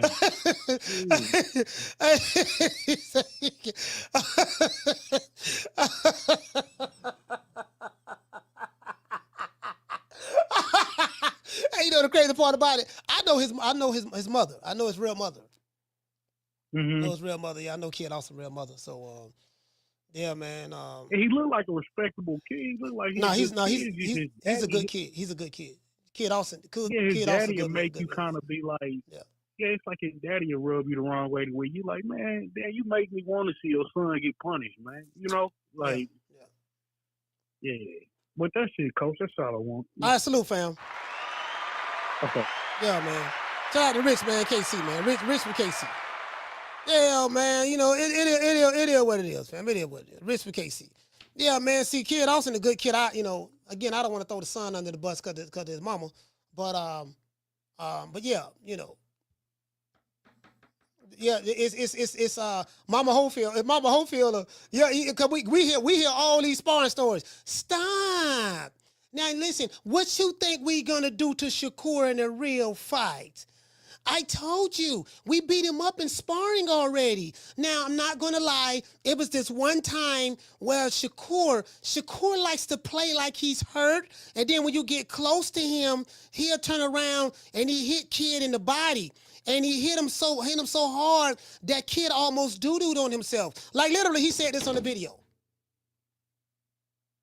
He almost doo-dooed on himself. And guess what? He had to finish the rest of the sparring rounds with clenched butt cheeks. That's what his daddy said. Carlos, what's the name you calling from? Hey, Mo, what's good with you? Yeah, I mean, it's interesting, man. Team Schofield bringing up a lot of bullshit. I ain't never seen no shit like this before, though. Yeah. Then they jumped on the motherfucking WBA wagon. I'm like, what the fuck? I ain't never heard a boxer. Am I lunching at a boxer say they not even interested in the WBC? He said that? Who said that? Well, what he was saying is they more of a WBA fighters. They was like, we in the WBC, we don't care about that. Remember he said we don't care about that WBC belt for real. Yeah.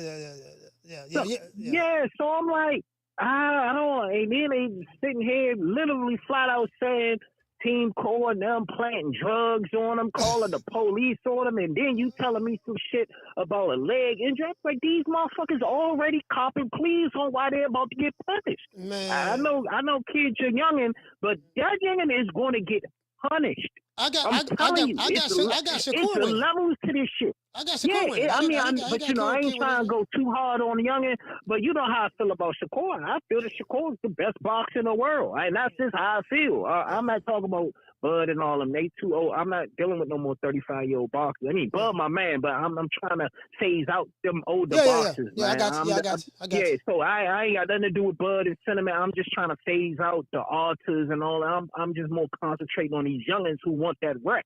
So at the end of the day, besides them, I think Shakur, I put money on anything. I've been consistent. Shakur is the thoroughest youngin' when you talking about winning a boxing match. All that other shit y'all talking about and why won't he brawl?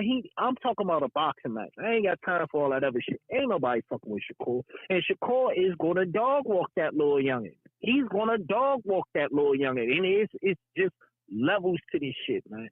And it's just that them Team Schofield doing a lot of copping pleas and excuses on why they not coming to do what they supposed to do. We WBA fighters. Yeah. What the fuck? You think Reggie's gonna give you a shot at that belt? Good luck with that. Yeah, I'm hearing crazy stuff, bro. Like somebody called me. Yeah. Like literally somebody called me. I don't want to. I'll tell you his name off air, but somebody called me who helped him help Kid get the way he at. He like, man, I just got a call, man, from Saudi Arabia, man.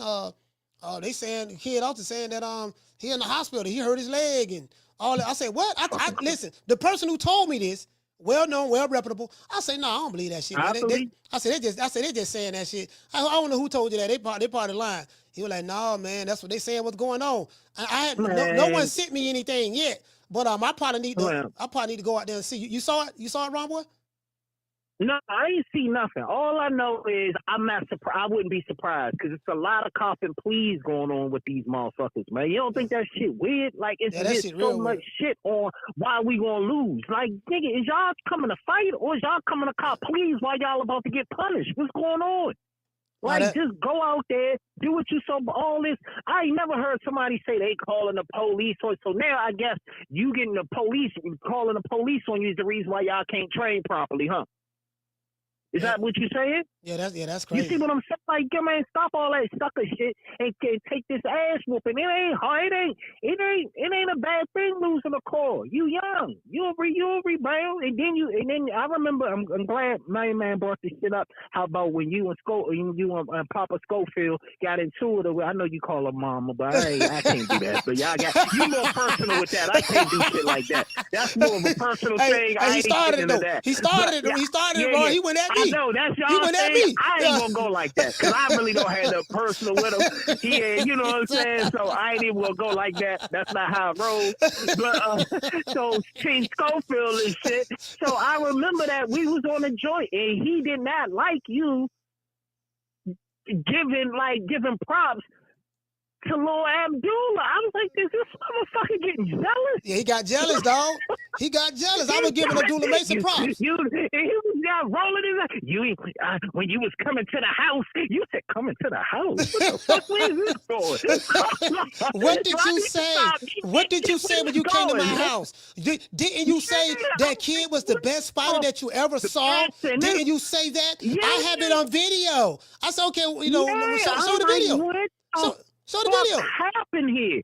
But at the end of the day, after Schofield lose, you gonna have to see Abdullah Mason, because he gonna get a belt before Schofield. So y'all gonna have to do something. So all that shit we saw on motherfucking Tru Media that day, yeah, y'all gonna see that little youngin' if y'all want to get a belt, because at the end of the day, that little youngin' is up next. Ain't nothing you can do. Abdullah Mason is right there in the mix.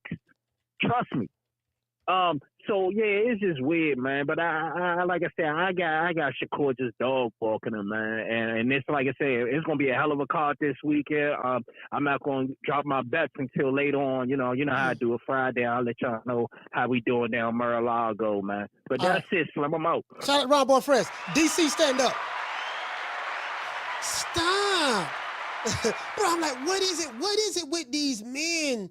Like, you got She-Block 42 years old, calling me old, but you nigga, you in your 40s. My boo, she getting doggone Tank Davis' name tattooed on her hand, you get what I'm saying, and wearing Canelo draws with his face on it. So he 42 years old, and he fall out, she mad, and then Mama Holyfield mad. I'm like, damn, I just thought about it, right? I said, what is it with all of these men with all of this high estrogen? You get what I'm saying? What is it with them just, like, they catching hissy fits? Like, what are you doing? Stop it. Why are you talking like that? When you was over here, what did you tell me? Didn't you tell me that I had the best weed on this side of the Mississippi? Didn't you tell me that kid was the greatest fighter of all time that you ever seen? I'm like, nah, fam, I ain't say that shit. You're being phony right now. You're being phony. Even kids said you're being phony. And then kids say, nah, I ain't gonna lie. No. He say, nah, I ain't say that. Shut up, kid. You did say that. Give me the computer. Again, back to what I was saying. Like his son said on air. I'll call, hold on. No, I ain't say that. You did say that. Give me the computer. As I said before, you're being phony. And another thing, so he slammed he said some more shit. I went off. I tried to be respectful. I did. I went off a little bit. Not like I could have, but I went off a little bit. Then he slammed the computer down. Then the nigga sent me a text message, lose my phone number. What the fuck? Like, why they saying fuck me? What did I do? You get what I'm saying? Like, what did I do? Hey, shout out to Curtis Robinson. Hey, okay. For dropping that court over. Bam, dub on your boy. Hey, Leroy. Oh, my God. Super chat received. Playtime's over, boy. Bro, he said Kid Austin say Shakur poison him, coach. With the chat thing. His daddy told him to say that, man. Anything Kid Austin say, his daddy told him to say it. Shout out to Miss Connie. Hey, okay. For dropping that half for bam, dub on your boy. Hey, Leroy. Super chat received. Playtime's over, boy. Miss Connie say Goose Grease is at an all-time high. Get the Maxi Pass. Please. Please. Please. Down from the bar, there's a platform stage. People pimping, sharp as razor blades.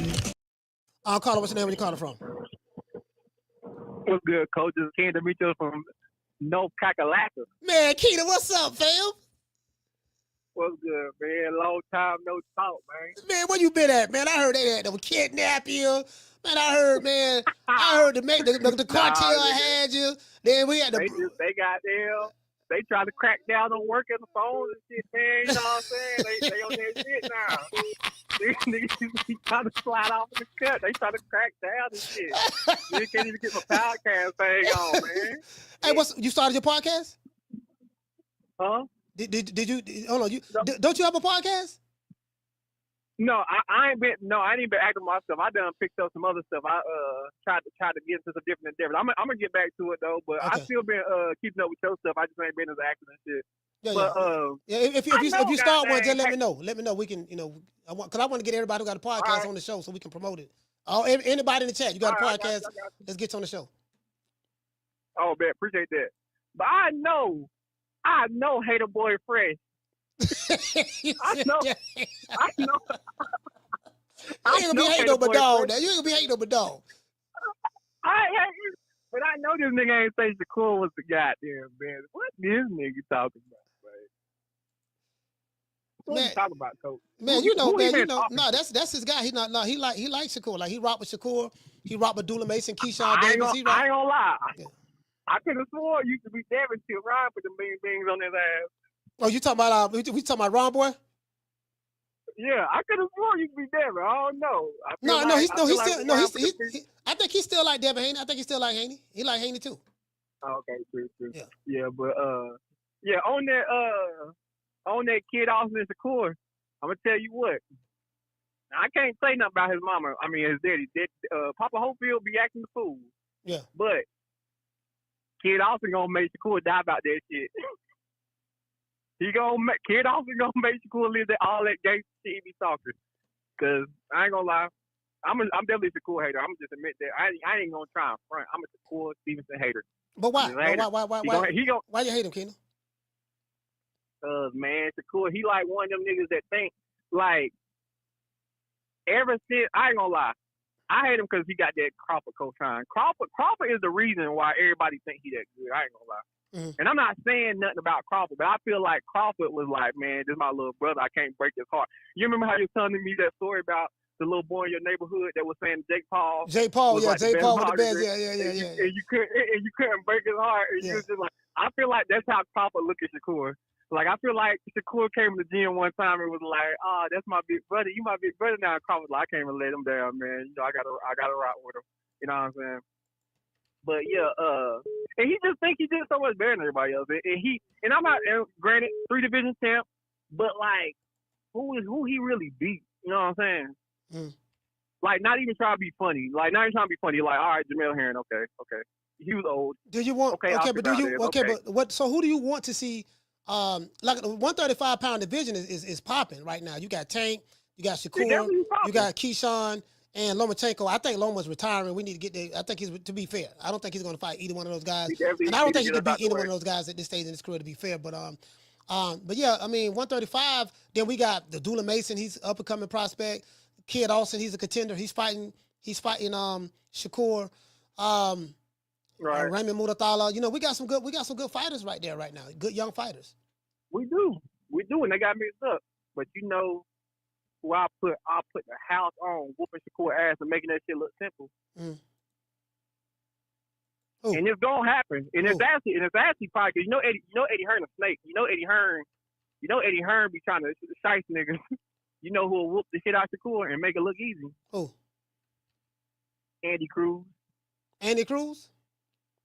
Andy Cruz will cook Shakur draws, man. Mark my words. If that fight ever happens, that fight gonna be simple for Andy Cruz. He too long. He too quick. He ain't got that much punching power, but at the same time, the footwork and just his size gives Shakur problems. But yeah, that's really who I want to see him fight. I think everybody else. But that's the thing. It's like, and people won't believe when I say it. Shakur like held himself back for a reason. Like you remember he blew weight on the scale. The nigga was already outgoing the division, really.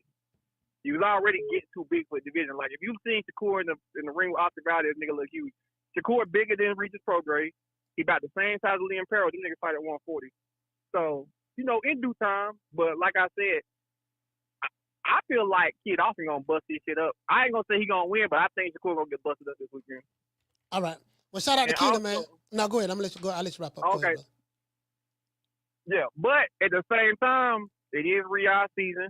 I don't think they're gonna let him get off too much. But yeah, I think it's gonna be a good fight. Soon. And I'm rooting for Kid Austin. I ain't gonna say he's gonna be him, but I'm rooting for him. All right. Well, shout out to Keenan, man. North Carolina, stand up. Yeah, man, my brother Keenan, man. Keenan. Hey, me and Keenan, Me and Keita always on the opposite side of the coin when it comes to boxing. He like somebody, I like the other person. I like one person, he like the other person. That dog, hey, I got that Keita. That's my dog though, man. My young brother, man. I hope he doing well. Hope he doing well though. You know what I mean? So, and Keita got a sense of humor too. He don't really take this shit personal. Carla, what's your name? Where you calling from? This is Rich again, Coach. I had to call and get my man who just hung up, man. I understand that, like, dude, tell the truth. You really a Tank fan. That's why you don't like Shakur. Niggas that don't be like a Shakur, Devin Haney, and certain niggas like that, they be mad because they be really low-key Tank fans. They know the niggas is threat to their favorite fighter. That's why they don't like them. But, that shit crazy. But, yeah, Coach, man, this is one of the softest eras in boxing, man. The kind of thing I'm talking about. He said the softest. Coach, and they try to blame it on Floyd. They try to blame it on Floyd as why this era soft. Floyd wasn't doing this sucker ass shit. If a nigga talk disrespectful to Floyd, Floyd was trying to see you in the ring. You got these superstars in the boxing ring talking about, he came at me disrespectful. I can't fight now, man. He said the wrong thing to me. They came at me with $20 million and I ain't fighting now. You know, like this shit soft, Coach. It's the weakest era. Like the daddy sensitive. Like, come on, man. You didn't see this shit back in the day, man. These dudes is weak. They done tore boxing up. And you got fans that's cool with that type of shit, man. We like boxing just ain't the same no more. Then you got people calling talking about niggas got to stand on some gangster shit they talking. It's boxing, bro. That's what you want. But you want a bunch of humble niggas talking about, I hope I win. I want to hear niggas talk shit to fight.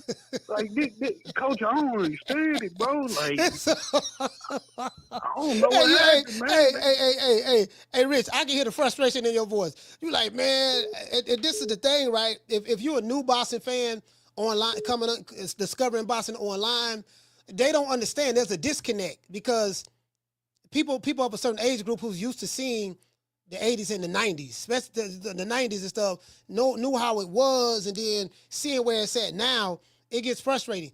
There's something that Terence Crawford said in the interview with Najee. He said that on Cigar Talk, he said that, man, if it wasn't for Turki Alalshihk, this fight with him and Canelo wouldn't be happening. And then he spoke about Turki Alalshihk. He is good for boxing. He said, look, man, we got fights that we never would have been able to get if it had not been for him. So I just think that, you know, if that's the case, and I haven't heard anyone complain about the money at all, not one fighter nor promoter, then, you know, the money is there. It's a lot of these fights that we should be able to get, you know? We had one fighter complain, Coach. We don't want to talk about him, get these fanboys, panties all riled up. You know, we had the one fighter complaining about him. You know, bad motherfucker they talk about. He was complaining about him. But, I mean, I like the Turkey card because, like I said, it's getting a lot of boxers exposure, and it's opening up the window for fans to be, for people to be fans of different fighters like Jamal. People want to see him back. Yeah. Martin Bucoli. It'll help Joshua Parker, help Daniel Dubois. It'll help a lot of fighters with this Turki Alalshihk. What he doing? He getting people back out there, getting their names out there. We starting to see more and more fighters in different divisions, and he giving us the fights that we want to see. Some of, you know, like majority of, he can't make two motherfuckers fight, but he putting it out there. You know what I'm saying? So, yeah, I rock with Turkey too, man. I like what he's doing for the sport. He continuing it because if we would have left it up to these old promoters, they just kept everything in-house. We wouldn't have seen nothing. You know what I mean? They still would have been talking about cross the street, A side, B side, all that. Turkey killing all that shit. Do you want to fight? Here go the money. So that's what I like about Turkey, man. All right, salute, fam. Shout out, listen, man. Shout out to Rich, man. KC, stand up. Now, this is what I meant to say before I forgot. I think a lot of you guys, the new guys, failed to remember how it was prior to Turki Alalshihk coming in the game. Carla, hold on. Shout out to Big Bird. Hey, okay. Dropping that quarter over. Bam, dub on your boy. Hey, Leroy. Super chat received. Playtime's over, boy. Big Bird say North Omaha in the building. He say live in Little Rock. He say live in Little Rock, but it's still the one. You know what I mean? Omaha, Nebraska. You know, in ONE, Omaha, Nebraska. Yeah, salute to you, fam. Yeah, man. Yeah, Big Bird, man. I mean, I think people forgot how it was prior, before Turki Alalshihk. Down from the bar, there's a platform stage. People pimping, sharp as razor blades. Before Turki Alalshihk stepped in the game, they was talking about wrong side of the street, wrong promotion of the company. Well, Bob Bam ain't gonna make that fight. Well, you got to come over here and you got to go over there and this and that. Like fighters hid behind Al Heyman. And so everybody online talking about, man, Al ain't gonna do this, Al ain't gonna do that. And Al was cop blocking when it came to and I mean that like in the business way. No, you know what I mean. He was kind of like baller blocking, cop blocking a little bit with Bud, because you know he didn't want to make that fight with Spence. And had Bud not decided to say, you know what, I'm tired of trying to go through Al Heyman. Let me go directly to Spence. And Bud never would have done that. We never would have got that Terence Crawford Errol Spence fight. Caller, what's your name? You calling from? Martin from Oakland. Martin, Oaktown, talk to me, brother. Yeah, Coach. I was gonna ask you. Before recently, have you ever heard of Crawford messing with Mayweather or Mayweather coming around Crawford's training camp? Because all of a sudden, you know, now he's popping up, and the only reason I could see for it is Floyd's looking at it like if Crawford pulls off the Canelo win, then he's going to overshadow all of Mayweather's accomplishments. That 50-0 is irrelevant, fight division champ is irrelevant, because he's going to trump him with that Canelo win. And I think he just wants to play the role like, whoa, I'm passing the torch, as opposed to you ain't never did shit for me, and I did this on my motherfucking own. What do you think, Coach? Yeah, you know what? I don't know if Floyd coming around. Well, you know what? Bud is not in training camp now. He's not in training camp now. I mean, he stays in the gym and stuff, but I get what you're saying. You're saying that now all of a sudden Floyd is around. You know, we did see they was around Eddie Hearn. I don't know, were they over here? I think they was over here. They was around Eddie Hearn and Bud, and they taking pictures with Eddie Hearn and stuff like that. And Errol Spence, not Errol Spence, but Floyd Mayweather's talking about how much money he's making, you know, with the exhibition matches and stuff like that. So. I don't know, man. I mean, with Floyd, you just never know. But, you know, Bud is not in training camp right now, so. But I get what you're trying to say. Yeah, because, I mean, it's going to be hard, even for the Floyd fans, to, you know, discount whatever position they think Floyd has. It's going to be hard for them to make an argument for, you know, Crawford not taking that spot. Whether it's, you know, the best ever or one of the best ever, top 5, whatever they consider Floyd, he's going to take that spot, whether they like it or not. You know what I mean? And I think it's just better to say, yeah, you know, I was trying to be his big brother, try to mentor him, versus I was always a bitch to this dude, and look what he accomplished without me. You know what I mean? He was his own motherfucking man, and look at him now. You know, shitting on everybody. You might be looking too much into that, though. I really don't know. I don't think that Floyd looking at it like that. You know, to be fair. Cause think about it, Coach. In boxing history, the guy at the top has always passed the baton to the next generation, whether it was in a fight or just simply by acknowledgement. Like, look, I'm done. This man's the future. This who y'all should get behind. He gonna revolutionize the sport, and that's how it usually gone down. Whether it's Jordan to Kobe, or you know, Ali to Tyson, or all these other cats, and Floyd just refused to do that. Even Oscar, you know what I mean, by fighting Floyd. You know, Floyd never did that for nobody, and you know, that's why, like, you know, he's kind of an afterthought if you think about it. You know, he's more about what boxing shouldn't be as opposed to what it should be. All right, Coach. Hey, shout out to Martin. Salute, fam. Oaktown, stand up. Oaktown, stand up. Oaktown 357. Oaktown 357. For all of those who late to the party, you get what I'm saying. I lost my girl. You know, she's mad at me. She's upset with me, and I'm thinking about, you know, I don't know, fam. I'm thinking about, you know, trying to. Anybody in the chat, any of the ladies in the chat, y'all got some, I'll call it, hold on. Do y'all have any advice? I'm trying to get my boo back. My boo, You know what I mean? She blocked. I'm trying to get my boo back, and my boo, you know, she kind of mad right now. She kind of upset with me right now. So, caller, what's your name? Where you calling from? Hold on. Caller, what's your name? Where you calling from?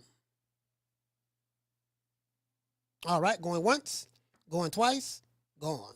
All right, y'all call back. Yeah, my boo, man, my boo, you know, my little boo thing, she kind of mad right now. We need to meditate. This is an ASMR live stream. Here's my bad. I hope you get to fall asleep and feel very, very good, good, good, good. Shoop, shoop, shoop.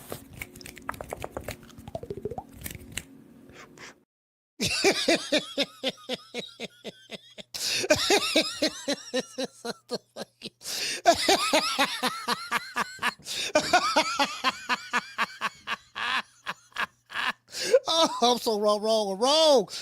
Caller, what's your name? You calling from? Jamie from New York. Jamie, talk to me. Coach, you're wild, man. Where'd you get that from, bro? You're wild, bro. Damn. I'm trying to get my girl back. She mad at me, man. God damn, man. I understand. I heard about it. All right, Coach. Michael Boxley. Listen, I like both fighters. Whoever thinks Bud has a shot, I understand. You know, it's cool to root for your fighter. Yeah. You know, for me, I know when the bell rings, I will be rooting for the little guy. I always go with the underdog on fight night. So I've always been done that. Unless you were Chocolatito, of course. I cut for him. But both fighters, their IQ is high. They both have a shot. I think it's going to be also a tough out for both fighters. You know, Coach, I already know that Bud is coming to fight. You know, he's running. I know he's not going to run like Charlo did, bro. There's no way, bro. And Bud knows he's in a real fight, man. He said it himself, man. This is the toughest fight of his life, bro. It is. I know, yeah. You know, so yeah. But I'm not sure he'll get a decision over Canelo. But for me, for him to convince the judges, you know, he's gonna have to fight, bro. You know what I mean? And he's gonna. You know, Coach, I have a question for you. If Bud wins, right, where would you rate him in the all-time great that list? And will he be the best in this era for you? Well, he would definitely be the best in this era. All-time great. That's a whole nother can of worms. And we got to look at Willie Pell. We got to look at you know, Sugar Ray Robinson, Ali. We got to look at doggone Sugar Ray Leonard, Hagler Hearns, Roberto Duran. We got to look at Nicolino Loche. We got to look at Ezra Charles. We got to look at a lot of, you know, that's, you know, I haven't even looked that far. I'm not going to be a prisoner in the moment. Too many to mention. I'm not going to be a prisoner in the moment. If he were to beat Canelo, which is a tall task, but if he were to beat him, I'm not going to be a prisoner in the moment. Say he top all five, because that top five all the time. That's something that you just got to take your time out to look at and study. You got to look at all of the greats, and then come with an educated. That you come with your educated guess, your hypothesis based on analyzing those who came before and what they was able to accomplish. That's how you do that. I just can't jump to that. Yeah. And Bud is my guy, but I just can't jump to that. Now, of this era, pound for pound, number one, if he do that, yeah, hands down, absolutely. Gotcha. Respect. But for me, I don't know. I've been thinking about it. It's such a gigantic win, you know. It's like he's trying to do the impossible. He wins, man. My old list, I gotta put him like top 30, man. I don't know. It's a tough list, man. You know, too many to mention. But my thing is, you know, can Bud handle the weight, you know, and not gas out himself, you know, on fight night? That's my thing. But and also for the people, I want to say this, man. And no cap. This is just real serious talk, you know. For the people, because I was talking to my nephew last week about this. And he brought up that Canelo hasn't, you know, knocked anybody out. And that's true in years. But my question to him was, like, any of these people he's not knocking out, did they come up from welterweight, you know? 3 weight classes in 1 year, you know? And you know, he was stuck a little bit. We talked about it, but that don't mean shit. You know what I mean? I know Bud can have the abilities and also the footwork. That's what will be very important in this fight. My thing is, don't trade with the guy. You can't go. You're going to have to fight in some occasions, but you cannot go toe-to-toe with this guy, like you're Roberto Duran or some shit like that, you know? But, again, if he wins, bro, I mean, I'm going to be so happy for him. I'm glad he landed this fight. And, man, That's it. My money says, it's going with Canelo, but I'm rooting for Bud. And that's the truth. All that's right. my call, man. Listen to me. Shout out to Jamie.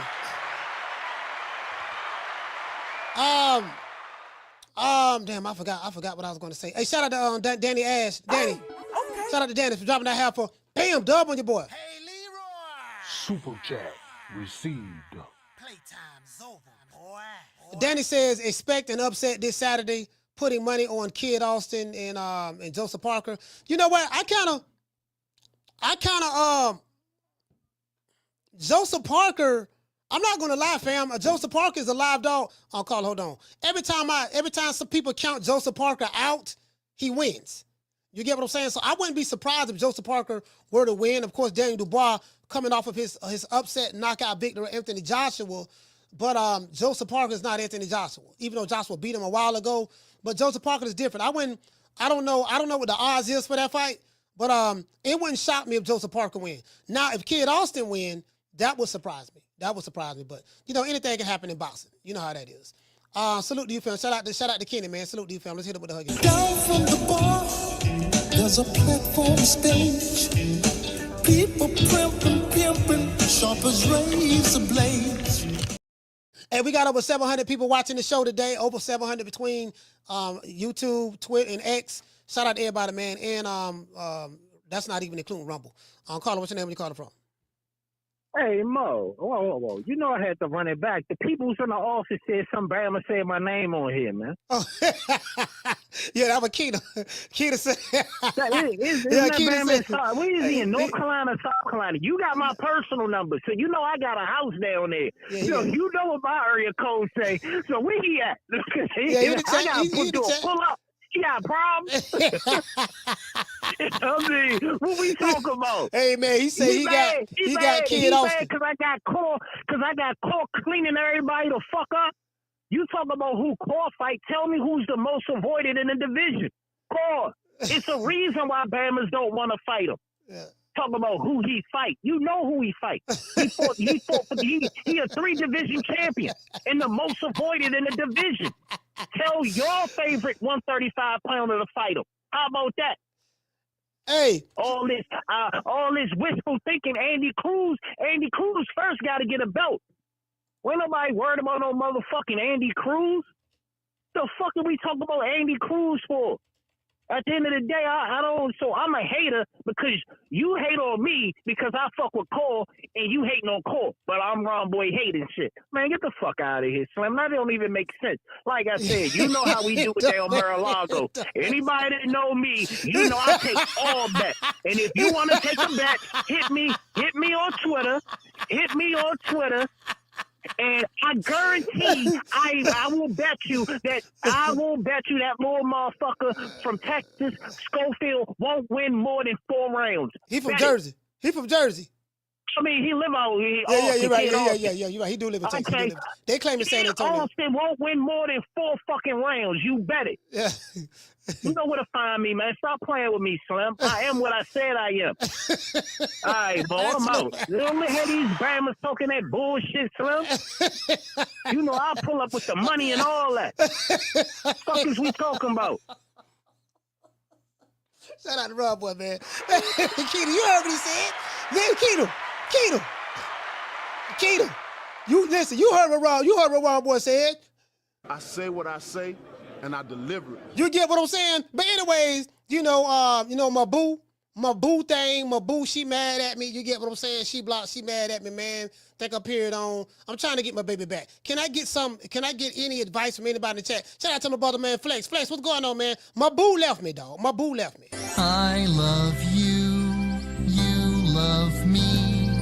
We're a happy family with a great big hug and a kiss from me to you. Won't you say you love me too? D-Block, what happened with you and Coach Malachi, bro? Bruh. Oh, you already know. See, Two-Tone. When somebody talks shit about you, when they get so high. Hey, D-Block, the other day on his live, bruh, he had showed a tattoo of you got Tank Davis tattooed on you for real? Bruh. Two-tone. That shit ain't nowhere around me no more. But we talk about another day, my brother.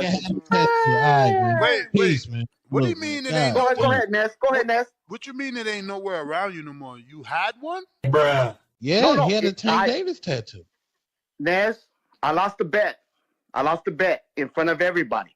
I had to be a man. Wait. Who bet that was you me, that? Ness. What? That was me. Bruh. Yeah, That's that was me, crazy. Ness. No. But Give me the guess what, details. Ness? Give me Guess the what, Ness? details. But you bet. Yeah. Who would Tank lose to? What made you do it? What was the bet? Ryan Garcia. Garcia, Ness. Wow. But guess what, Ness? Guess what, Ness? You know why I love you? Bruh. You know I respect you, Ness? Because I ain't a person like Coach Malachi that calls me out and calls me a taco in a burrito, a racist cunt that he is, and I go at him. But guess what, Ness?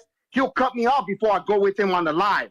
Because he's a bitch. Bruh. And that's what I'm going to say like that. Man, Coach Malachi a good brother. That's a good brother right there, man. Motherfucker. He put you on, bro.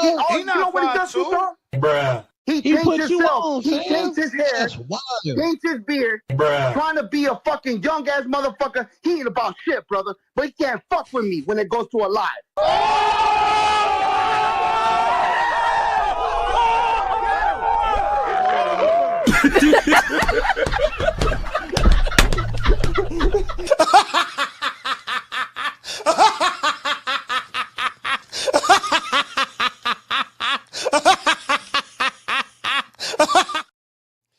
Hey, y'all, check this out. There was a dude, I forgot who the dude was. He had several accounts. He'll come in here and talk about, oh man, you need to get a haircut. Why your haircut like that? Who you think you is? You think you young, you this and that, yada, yada, yada. And then when I heard She-Block say that on the Boston Boys, I say, that's who that was. He was creating dummy accounts, hating like, what man? This man focusing on my haircut. He focusing on my beard. Yeah, and look at his haircut. And this the thing, see? I don't like his haircut. The little 5'2", such, and nothing. And you know, and yeah, I got Canelo draws and with his face on it, glow in the dark, but so what? And yeah, I ain't got Tank name tattooed on my hand no more. That it ain't around me no more. That's nigga lying. Bruh. Like, then he hit me. I said, this dude was in love. She-Block was in love with me. I had no idea. Like, I didn't see the signs. Calling 4-5 times a day. The show's been going real smooth. I forgot all about her. I done moved on. You know what I mean? I had no idea like this. I said, this nigga was in love. He's in love with Canelo, wears drawers with his face on it, glow in the dark. He in love with Tank, got his name tattooed on there, and he was in love with me. Dude, you put me on the phone with your mama. Hey, moms, you know, coach, here go my mama. You put me on the phone with your mama. You know, you introduced me to your kids and all that stuff there on the phone. I'm like, bro, like, I ain't know you was in love. I didn't know you was courting me. I had no idea you were trying to court me, but I don't like bussy. You was popping your bussy online digitally, and I had, yeah, coach, man, you know, if you come to Dallas, coach, man, hit me up, coach, you know, we can hang out together, brother. Remember that? You called the show saying this here. Come, you know, call, you know, and I'm like, damn, I ain't know you was in love, baby. I didn't know. Why you ain't tell me, boo? You should have told me. Oh, Carla, what's your name? You call it from? Yo, what's good, coach? It's No Cap Entertainment, Nate from the UK. I had to get in on this call, coach.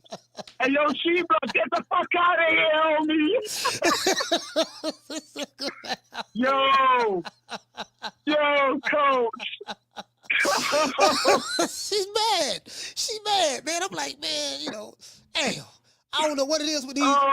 If it ain't a boxing dad that's mad at me, like, man, I don't know what it is, fam. That's 2 men in a row that just fell out with me. You know, they got zesty on me. I don't know what to say. Stop it. Yo, coach. Yo, see with these 3 man, I'm saying, we're just being our normal selves, I'm saying, yo, they catching some other vibes, coach. You know, they catching some other vibes, but obviously I called in, coach. It's a great show. First of all, let's go to the Shakur and the Floyd Schofield thing. Yeah. Obviously, you know, you've been cooking with that. You can say we're going to do a whole show on that tomorrow. We're doing a show on that tomorrow. Nothing but the best. Yeah. I wish the kid nothing but the best. But yo, coach, these excuses I've been hearing from him, what I've been hearing is absolutely ridiculous, coach. What I heard from Eddie Hearn earlier on, the reason he didn't show up to the arrival, apparently, obviously, there was a weight cut that caught him off guard. So he was apparently having to sort of prepare for a weight cut that the British Board of Boxing Control require fighters to do. But other, obviously, boxing board of control, like in America, such and such, other boxing bodies don't require them to do this particular cut a few days before the actual official weigh-in or whatever the case may be. But obviously, all this poison, all this story about the poison, it's all crazy talk. I want Shakur to do the job, coach. I definitely like Shakur as a fighter. I think he's one of them, he's always been one of them young kings in the light heavyweight. The only thing I'm worried about, coach, is his hand. If you've seen, the grip strength thing that he did, I know Showbiz kind of covered that as well, and I'm sure you saw it. And I'm just hoping, let's see what the hand's like, if he can really, because I know Floyd's going to get in that room with a lot of power. With the, just quickly on Terence Crawford as well, coach. Can you hear me yet? Yeah, I can hear you. Yeah, I hear you. Yeah. So just quickly on Terence Crawford. Obviously, the Canelo fight, absolutely fantastic. Can't wait for that fight. And what I want to say to you is this, coach. I know Bud's a respectable guy. I've got, Bud's my top fighter. I had him number 1 pound for pound before the Errol Spence fight. You've seen the message earlier on. Thanks for responding to it. I think we both know, Al Heyman knew what time it was when it came to Crawford. That's why he didn't let none of these fighters near him back in the day. What I was going to say is that Crawford's such a respectable fighter, but with this fight with Canelo, I actually want him to get nasty, coach. I want him to start, and I know he's mostly not going to do it, because like you said, they got respect, but I think if he gets nasty and starts to disrespect a little bit, he can really turn it into a massive, massive fight, and I really want Canelo to do some ridiculous numbers on this fight, coach. They both deserve it, and I'd love to see that with Bud. And yeah, just your thoughts on that fight, coach, and everything else. Other than that, I'm going to listen back in because I turned down the show while I'm thinking about, coach, ridiculous show. All right. Salute, fam. We got other calls calling in. Shout out to No Cap. Salute, fam. You can't stand up.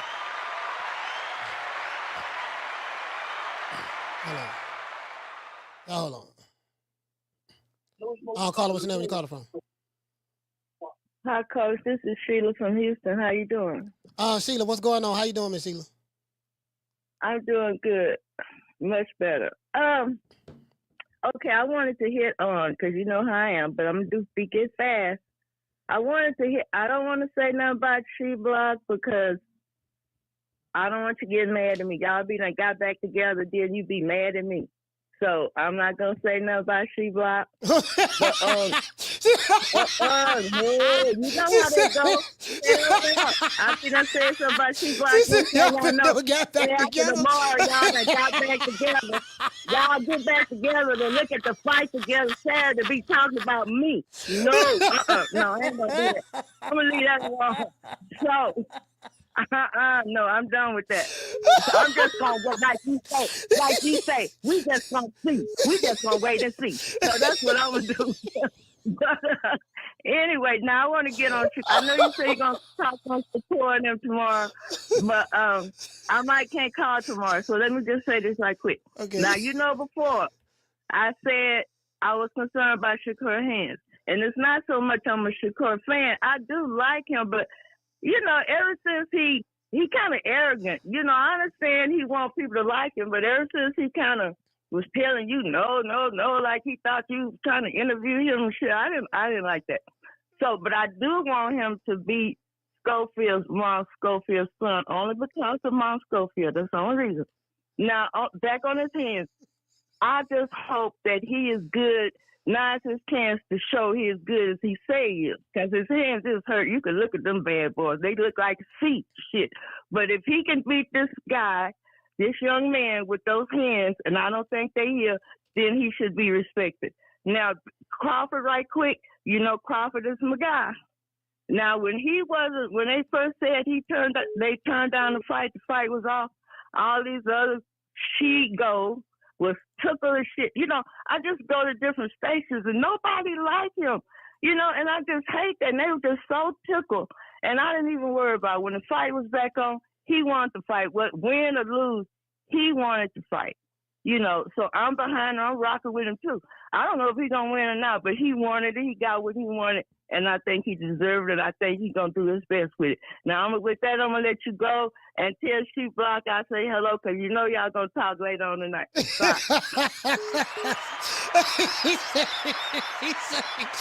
he said, I ain't gonna say that about Sheep Block, because y'all might get back together.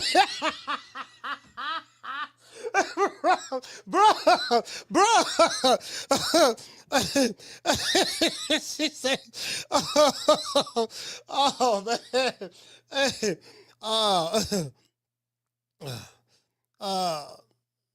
Oh man, she said y'all might get back together.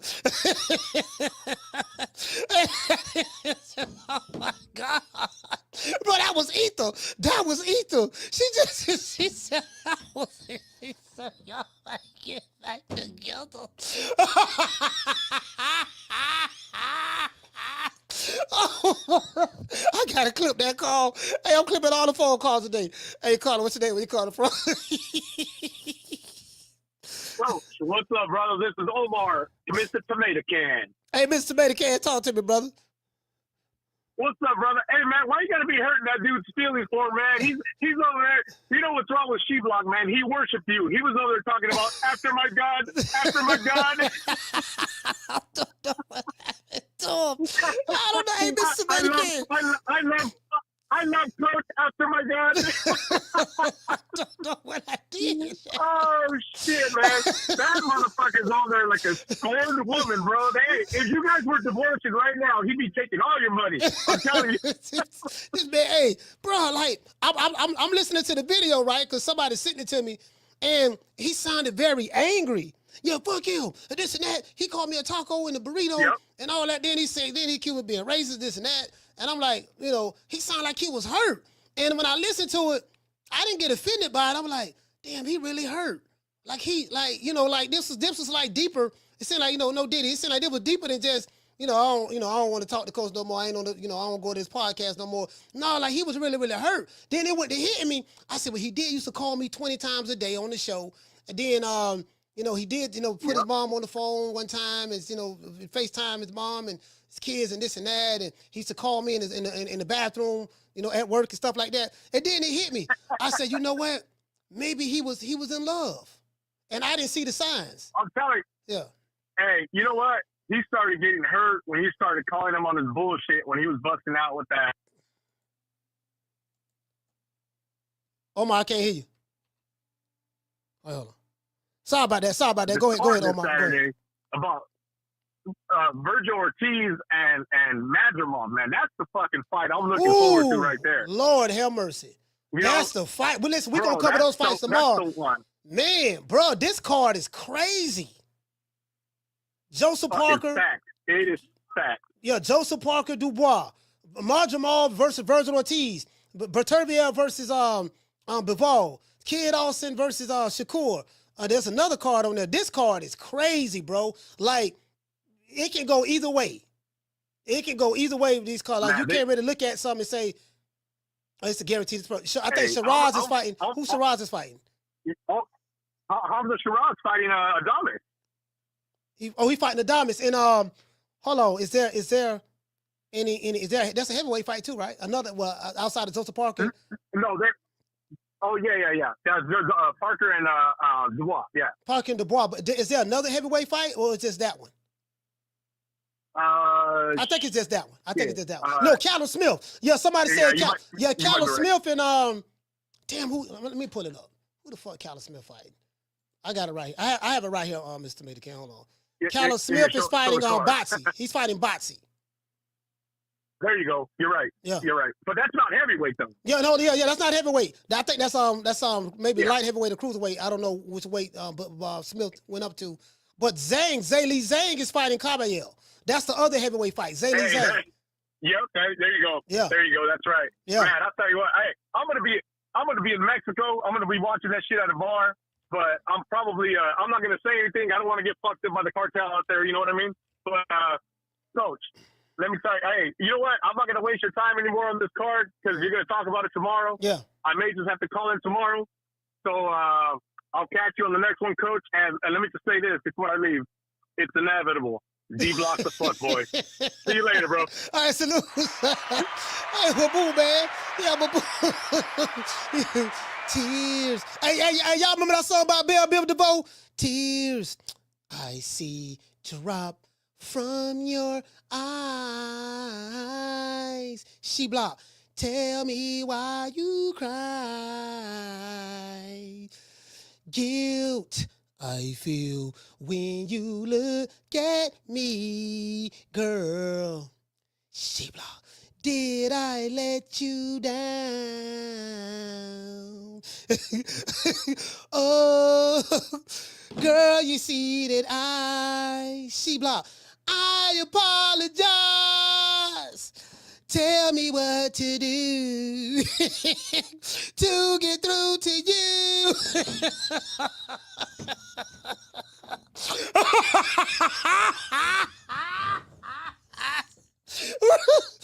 Long, why long? Carla, what's your name? Where you calling from? Hey, what up, Coach? This Coach Eddie from ATL. Hey, Coach Eddie, talk to me. Man, boy, I tell you, hey, man. But the boxing, YouTube boxing, that junk like Jerry Springer, man. I mean, I've just been. Well, when you dropped that video this morning, man, I watched that thing about 25 times, man. I was like, God, dang, Coach ain't got no chill, man. I don't lost my boo. He got no chill. I said, God, dang. I don't lost my boo to the boxing voice. Nesto took my boo, him and Two-Tone. So crazy. So it's so much.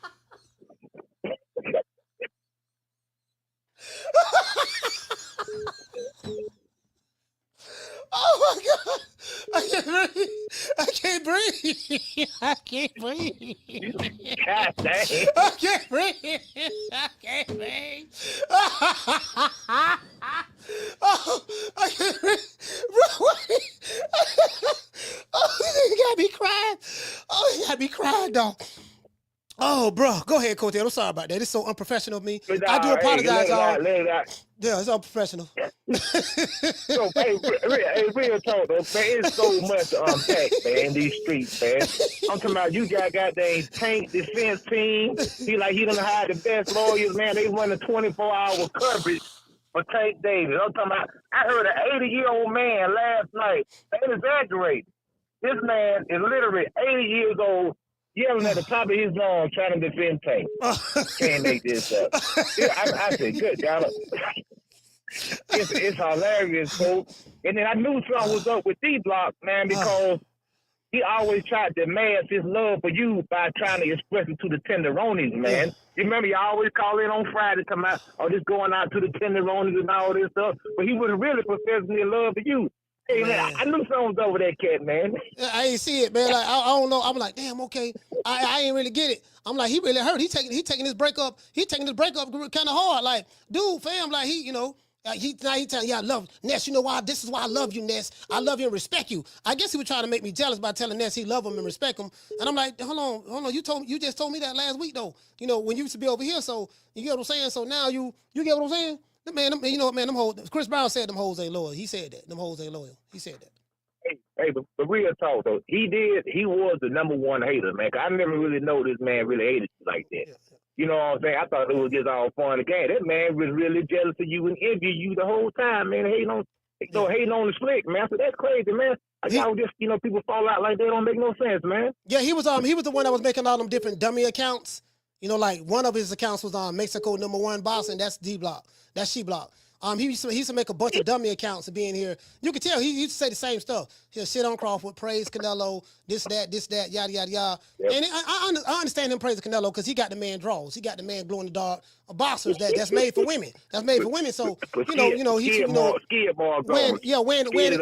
it on his bussy. So he was trying to pop the bussy over here, and I didn't pick up on it. You know what I mean? I just thought that he was just I just thought he was a little weird, but I had no idea that she was in love. And had I known that, I probably would have handled the situation differently. So now,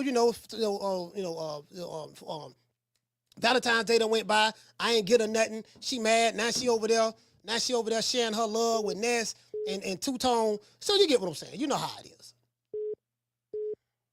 Absolutely. Hey, I'm the last talk. I hope Terence Crawford go out there and do his thing, man, because man, all these brothers out here hating on Terence Crawford, these dudes supposed to be pro-black. You know, if some of them done got on cold, maybe they switched their game because now, you know what I'm saying, Errol Smith done got knocked off. But I don't know if it's genuine or not. But a lot of these guys really don't want Terence Crawford to win, man. They don't want him to get no money. They don't want him to do nothing. But these supposed to be so-called, you know, pro-black channels, man. Yeah. It's ridiculous, man. I hope Terence Crawford pull it off, man. I'm pulling for him 100%, man. Hey, but that's my call, man. All right, salute, fam. Bro, you got to do better, my man. It is what it is.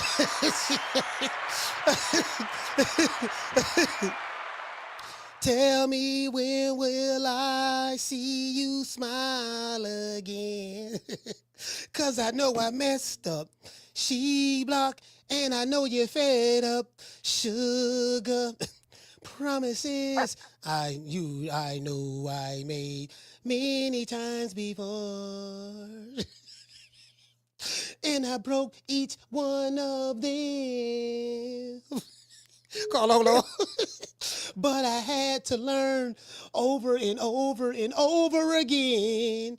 She blocked. Don't hurt the ones you love. Man, goddamn, I'm sorry, dog. Call what's the name? Where you calling from?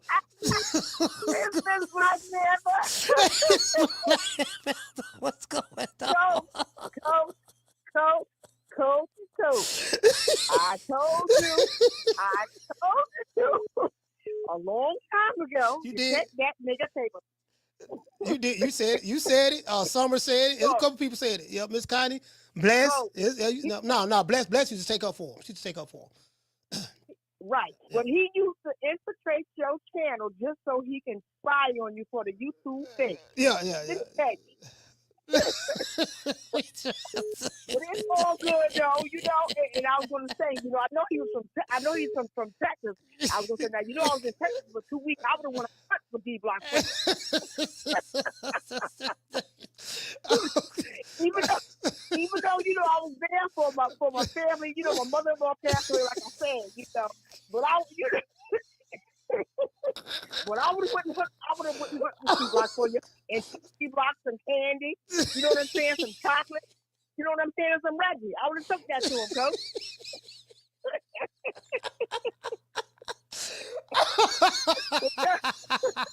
Don't you got me all the pieces. You got me all the pieces. I can't even comment on Crawford and Canelo. Man, this is too much. Don't you got me all the pieces. I can't even comment on Crawford and Canelo because I forgot what I wanted to say about Crawford and Canelo. Because all I can think about is T-Block. But you know what, Coach? Love is love, Coach. Love is love. You keep doing what you're doing. I missed the show the last couple of weeks because I was gone. But you know I understand. I know you told me. I'm back in good spirits again. You know what I'm saying? Okay. All right. I really appreciate you calling. I know what you've been through. All right. Much love, Miss Black Panther. Hey, look here, fam. Hey, I didn't know, though. I didn't see the signs. Hey, caller, what's your name? Where you calling from? Caller, what's your name? Where you calling from? Are you right, mate? It's Sam from UK. Sam from the UK, talk to me. Go ahead, Sam, talk to me. Yeah, man, it's Sam from the UK, bro. It seems like there's a bit of lag in the call. Yeah, man, it's Jam, Jam. Okay, go ahead. Still Jam, Coach, still Jam. But yeah, man, I was just wondering, mate, what you make to Kid Austin's performance tonight, not turning up to the presser and whatnot against Shakur. What do you think to that? Yeah, I didn't know. I had no idea.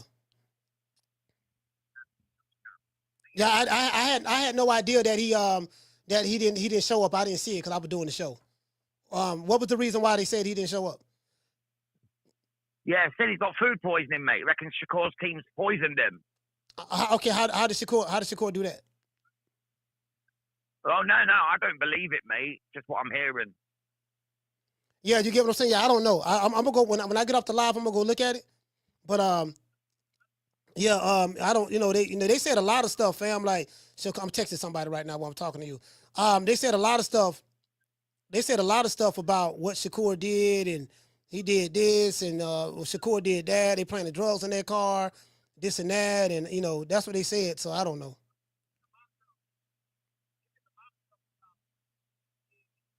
All right, fam. I don't think you can hear me, man. Salute to you, fam. Yeah, I don't think he can hear me. Yeah, I don't think he can hear me. He sounded like he was, you know what I mean? I don't think Sam can hear me, the brother from the UK.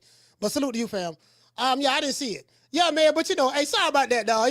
The day was very unprofessional. I was very unprofessional of me. I could have. It's just too funny. Hey, you know what? No, hold on. I apologize, man. I apologize. You know what I mean? I apologize, though. Man. I listen. I didn't know I didn't know she was that hurt, man. My baby that hurt. I had no idea. I had no idea she was that hurt. I just didn't, man. Baby, please come back. I love you. You love me. We're a happy family with a great big hug and a kiss from me to you. Won't you say you love me too? D-Block, what happened with you and Coach Malachi, bro? Bruh. Oh, you already know. See, Two-Tone. When somebody talks shit about you when they get so high.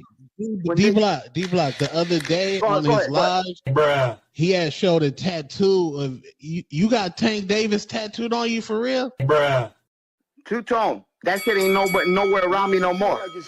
But we talk about another day, my brother. Wait. Man. What do you mean it ain't Go ahead, Ness. What you mean it ain't nowhere around you no more? You had one? Bruh. Yeah, he had a Tank Davis tattoo. Ness, I lost the bet in front of everybody. I had to be a man. Wait. Who bet that you was that? Me, Ness. What? That was what? me. Bruh. Yeah, that was me, Ness. No. Give me the details. Give me the details. But you bet. Who would Tank lose to? What made you do it? What was the bet? Ryan Garcia, Ness. Wow. But guess what, Ness? You know why I love you? Bruh. You know I respect you, Ness? Because I ain't a person like Coach Malachi that calls me out and calls me a taco in a burrito, a racist cunt that he is, and I go at him. But guess what, Ness? He'll cut me off before I go with him on the live. Because he's a bitch. Bruh. And that's what I'm going to say like that. Man, Coach Malachi, a good brother. That's a good brother right there, man. Motherfucker. He put you on, bro. He not 5'2". Bruh. He put you on, he paints his hair, paints his beard, bruh, trying to be a fucking young ass motherfucker. He ain't about shit, brother. But he can't fuck with me when it goes to a live.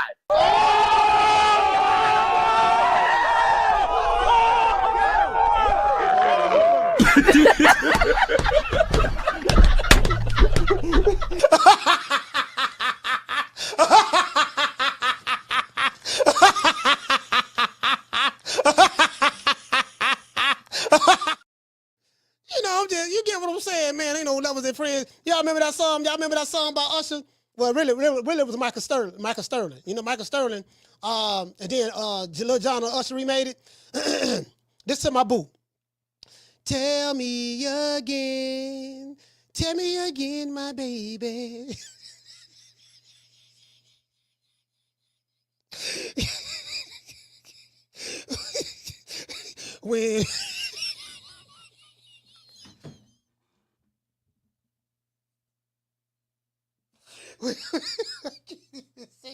When we'll be lovers and friends, it would be so much more. Oh, y'all don't know that about that. I've been with you for a long time, shorty. But cutting never crossed my mind, shorty.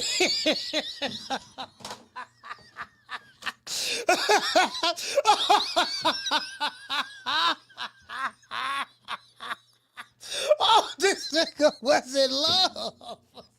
This man was in love the whole time. Bro, fam, why? Like, I don't listen. These dudes don't get it, dog. They don't get it. My nigga, I'm not the 1, 2, 3, 4, or 5. I'm the pettiest nigga on YouTube when it comes to boxing.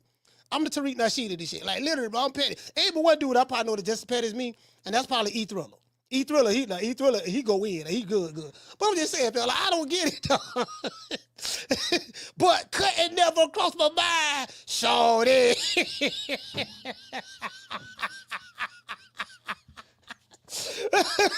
You, I didn't know, dog. I didn't know. Oh, I didn't know she was in love. I didn't know, fam. I just thought she was just a regular boxing fan. I didn't know she was in love. Hey, shout out to D the Great. D said pause. Hey, D said pause. D said pause.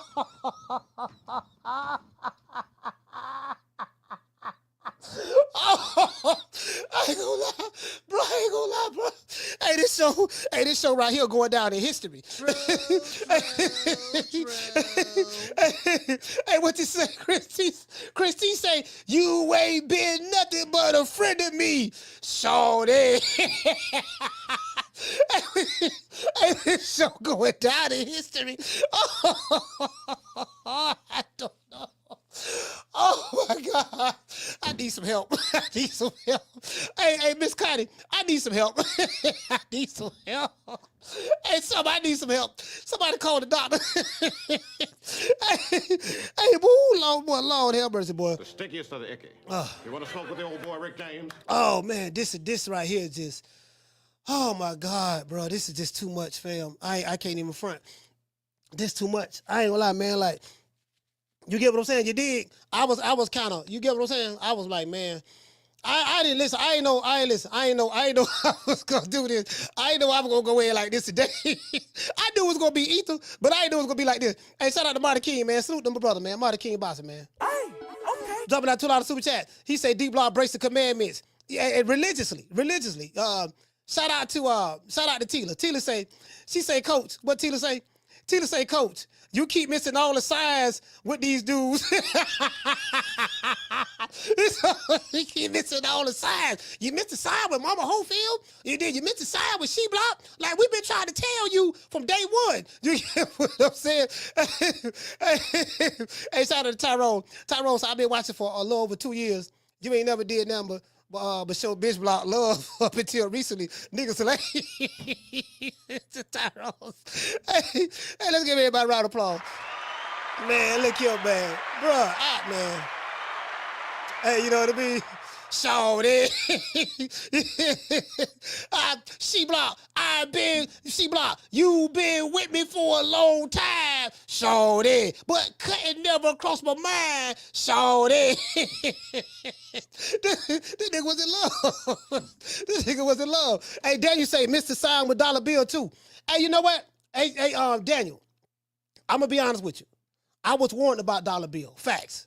And I was warned about him, and you know, I gave him the benefit of the doubt. To be fair, I gave him the benefit of the doubt. Now, I didn't go to the dinner that he invited me to when he had all the content creators in Oakland. When Devin Haney fought Regis program, he did invite me out, you know, but I didn't go.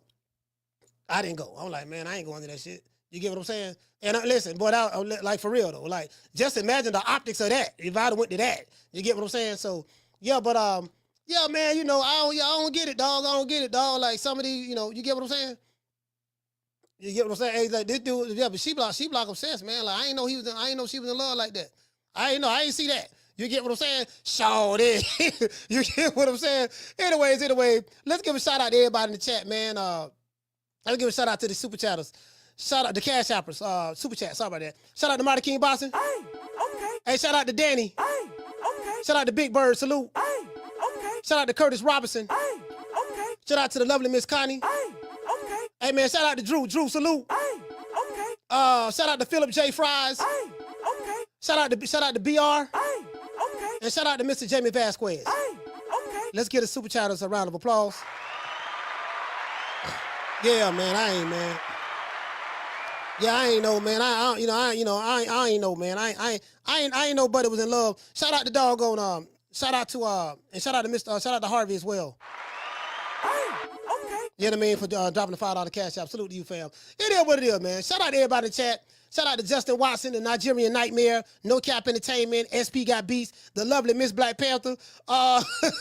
Miss Black Panther say, what you say, Miss Black Panther? She say spectacular show today. Hey, you know what? Hey, this the thing, right? Hey, Miss Black Panther, this the thing, right? I be on the good green, and I really don't know what this is the truth. I really don't know what I'm gonna say on the show before I do a show. Now, I do have an opening monologue that I read. You guys know that. Outside of the opening monologue, if I don't write no notes down, like I had to put some notes down, the timestamps on what was said in the Crawford interview with Cigar Talk. That's why I was able to skip to the times where he said stuff. But outside of that, like literally, I've been doing this show like this for 4 years and just straight from the dome. You know what I mean? No Diddy, straight from the dome. So, it is what it is. And it makes sense for my character. I got ADD and shit. You know what I mean? I haven't not been clinically diagnosed, but I diagnosed myself. I really do believe I have it. The teacher told my mom I had it, but I wasn't like clinically diagnosed by a doctor. But yeah, you get what I'm saying? Like, it is what it is, fam. Like I just be, hey, Mr. Holmes said pause. he say pause. Hey, man, it is what it is, fam. But yeah, man, shout out to Pito Frescobar. Shout out to Pito he say, Coach, you out here breaking hearts. It is what it is, fam. Shout out to RJ. RJ, salute, fam. Shout out to Tila. Tila said you killed it today. Shout out to Jason, follower of Christ. Shout out to Bless 365, Miss Black Panther, Pito. Shout out to Jose. Shout out to Demetrius. Keena's in the building. Everybody watching on X. It is what it is, fam. It's only right. It's only right. If y'all see my boo, she in love. She seemed like she was very, very angry and upset. And I do feel kind of bad about it now. I'm like, you know what, man, damn, I didn't mean to break her heart. If you see my boo, she blocked, let her know that daddy is looking for her. I love you, you love me. We're a happy family with a great big hug and a kiss from me to you. Won't you say you love me too? D-Block, what happened with you and Coach Malachi, bro? Bruh. Oh, you already know. See, Two-Tone. When somebody talks shit about you when they get so high. Hey, D-Block, the other day on his live, bruh, he had showed a tattoo of you got Tank Davis tattooed on you for real? Bruh. Two-Tone. That shit ain't nowhere around me no more. But we talk about another day, my brother. Wait, Peace, man. What do you mean it ain't? Go ahead, Ness. Go ahead, Ness. What you mean it ain't nowhere around you no more? You had one? Bruh. Yeah, he had a Tank Davis tattoo. Ness, I lost the bet. In front of everybody. I had to be a man. Wait. Who bet that was you me, that? Ness. What? That was what? me. Bruh. Yeah, that was me, Ness. No. Give me the details. Give me the details. But you bet. Who would Tank lose to? What made you do it? What was the bet? Ryan Garcia. Garcia, Ness. Wow. But guess what, Ness? You know why I love you? Bruh. You know I respect you, Ness? Because I ain't a person like Coach Malachi that calls me out and calls me a taco in the burrito, a racist cup that he is, and I go at him. But guess what, Ness? He'll cut me off before I go with him on the live. Because he's a bitch. Bruh. And that's what I'm going to say like that. Man, Coach Malachi, a good brother. That's a good brother right there, man. Motherfucker. He put you on, bro. You know what he does to you? Bruh. He put changed you himself. on, He changed his hair. That's wild. Changed his beard. Bruh. Trying to be a fucking young ass motherfucker. He ain't about shit, brother. But he can't fuck with me when it goes to a live.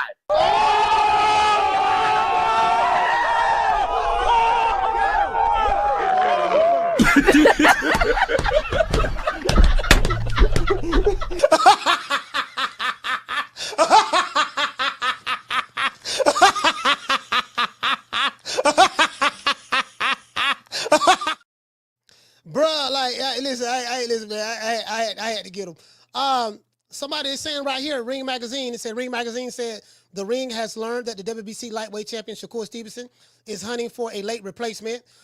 Floyd Schofield has fallen ill and was pulled from the fight by the British Board of Control. According to a source, Two of the options being considered included Musa Golem and Josh Padley. Bro, I ain't gonna lie, bro.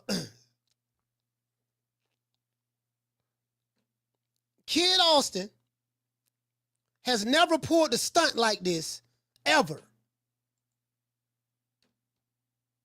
For some strange reason, when they getting the highest payday of their career, getting ready to fight doggone Shakur Stevenson, now all of a sudden, well, listen, all week long, this dude was saying, what he was saying, yeah, Shakur, they planted drugs in our car, the police came and took my passport. Like Mama Holyfield was doing all these junkie stunts.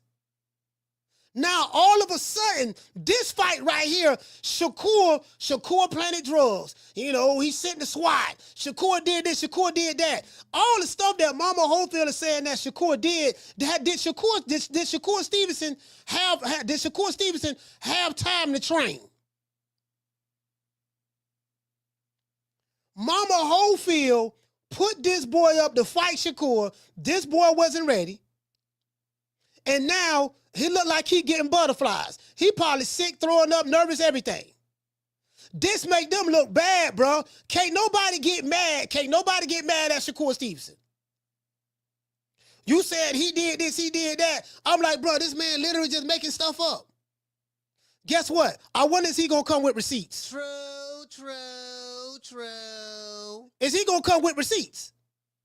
Because if you said Shakur planted drugs in your car, he did this, he did that. He said that Shakur poisoned him. Okay, you gonna come with receipts? Because you know how we do it over here. Over here, we do what? We go off receipts. We need to see it. You get what I'm saying? Shout out to the one, Mr. Ham. Hey, okay. Jumping out to the super chat. He said, Mama poisoned Kid Austin to stop the fight. Bro, like, you can't make this up. You can't make this up. Anyways, we're gonna talk about this. No matter of fact, I probably need to go live again after this show, and then we're gonna cover this tomorrow. Cause we were gonna talk about this fight card tomorrow, anyways. It is what it is, man. Shout out to everybody, man, in the chat. Salute to everybody. It's nobody love. See her eyes shining, she's my snow bunny, please. In the winter lights, so she's my sweet dove of cream. Talk to my nose, this lover's got it so raw. Make you move, stepping out of control. Turn it up, it's me against the light. Snow bunny, moving on the bar. Everything's alright, got that smooth soul feel. No, that's dancing in the lawn. With my snow, turn it up, then party by the night. See her eyes shining, she's my snow bunny, please. In the winter lights, so she's my sweet dove of cream. Talk to my nose, this lover's got it so raw. Make you move, stepping out of control. Turn it up, it's me against the light. Snow bunny, moving on the bar. Everything's alright, got that smooth soul feel. No, that's dancing in the lawn. With my snow, turn it up, then party by the night. Yeah, man, shout out to everybody in the chat, man. I got to get ready to biz ounce, man. I got to take care of something, but as soon as I do that, I may do another live, because this is crazy, bro. This is crazy. 3 days before the fight, 4 days before the fight. The fight is Saturday. This is crazy. This sound like they having second thoughts. This sound like they having second thoughts. That's what it sound like. To me, it sound like the Schofields, they shaking like booty meat right now. True. I think it's more so Mama. I think it's Mama. I think Mama's doing this. Mama Holyfield. Shout out to my sister Fitzy on the fights. Hey, okay. Dropping that half for bam, dub on your boy. Hey, Leroy. Super chat received. Playtime's over, boy. You say, didn't he miss a press conference to say someone ripped a page out of his passport book? Man, you know what? That's crazy. He been saying all kind of crazy stuff all week long. All week long, going on Mill City, going on different podcasts. Like, he sound like, hey, Keena, your boy sound like he shook, fam. He sound like he shook, for real, though. That's what it sound like. Sound like they shook over there. For real.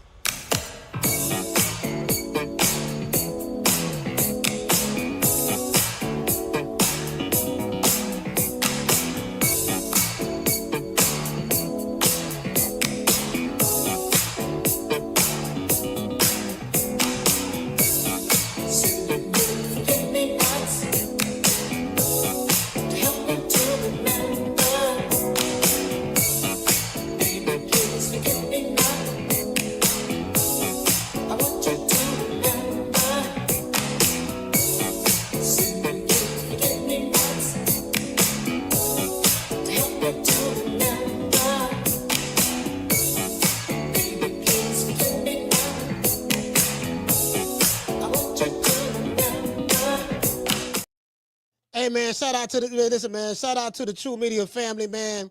Hey bro, we had a blast today on the show. I ain't gonna sit here and lie, bro. Bro, I done had some of the best fun I had with y'all in a long time, bro. Like for real, y'all family. You get what I'm saying? So Miss Connie, I gotta cut out that Miss Connie call. Miss Connie say, well, I don't want to say nothing about She Block because you and him may make up, get back together, and and then y'all get mad to team up against me. So she said, bro, when she said that, bro, I was like, that was ether. That was ether. That was ruthless. Shout out to Miss Cotty, man. Miss Cotty from Houston, man. Miss Cotty came, bro. Oh my God. Miss Cotty wasn't playing, bro. Man, Miss Cotty came throwing that heat. She was like, yeah, cause you know how people be in relationships, you break up with your boyfriend or your girlfriend, and then somebody in the family jump in it to take a side, and then then the boyfriend and girlfriend end up getting back together. Then they start attacking the other person who they told. So I do get what Miss Connie said. You get what I'm saying? But tell her she ain't got to worry about nothing. I don't want my boo back. She can. Tell her Ness Two Tone. Shout out to Ness, man. Shout out to Two Tone, man. It is what it is, man. I ain't gonna lie. That was good content, though. That was good content. Hold on. I gotta go. I really gotta go. This is the last call. I think this wrong. Caller, what's your name? You calling from? Hey, Slim. Hey, go ahead, Ron. But I was wrapping up. Go ahead. Yeah. You know that shit just came through, right? Yeah, it counts. I'm hearing he pulled out. I'm looking at it right now on X.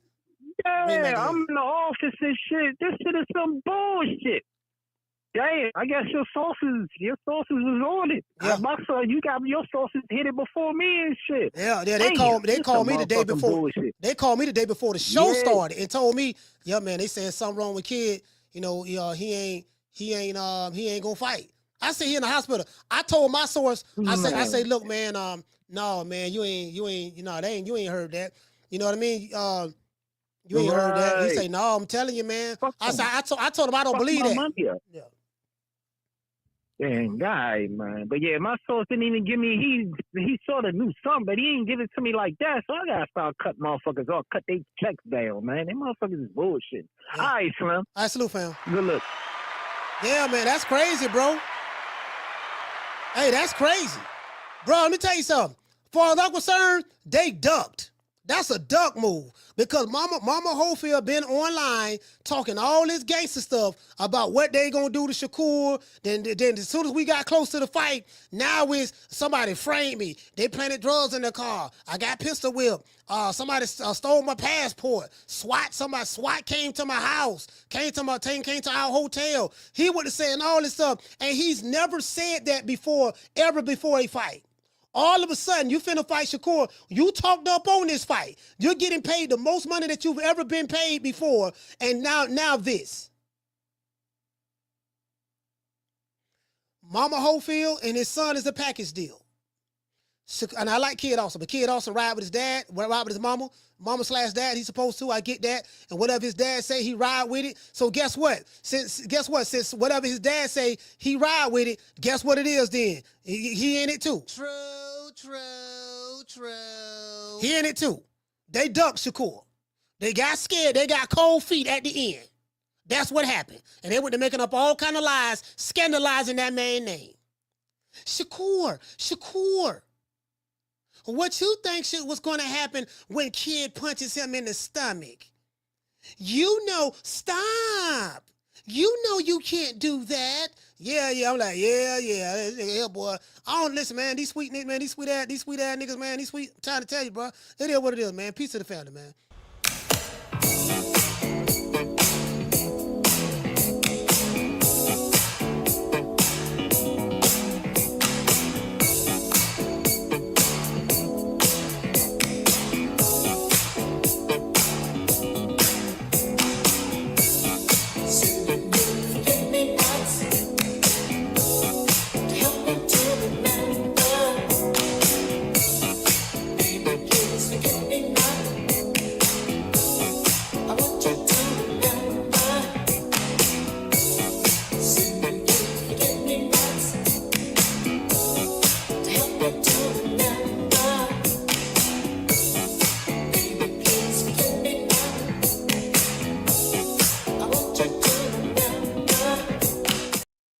Yeah, man, shout out to everybody in the chat, man. Shout out to Legacy, Remains, Miss Black Panther, Al Powell, Jamie from New York, Sheila from Cali, Miss Sheila from Houston. Shout out to all of the members, man. So look, we got almost 100 members. And so shout out to everybody that's a member, man. I got a video coming for members only this Friday. No, matter of fact, this Friday. I might just do a members only live show, but this Friday. I said I didn't want to do that until I get at least 100. This Friday I'm gonna have a video for y'all. We got to talk about this fight. We got to talk about this fight card. We talking about the fight card tomorrow. Shout out to Brandon Sweet Like Candy. Shout out to the one Mr. Ham, Schoolo X-Man, Mr. Holmes, Legacy, D the Great. Shout out to Cooker with Sir Senior, Corey Bradley, your boy Mumbo. Shout out to Herman Brooks. Shout out to all of the Cash Appers in there, which I did give you guys a shout out already. Salute to y'all, man. I'll catch you guys on the next one. You know my motto, don't meet me there, beat me there. Peace. I'll holler at y'all, man. Man, I'm out of here, bro. Let's go. Come on.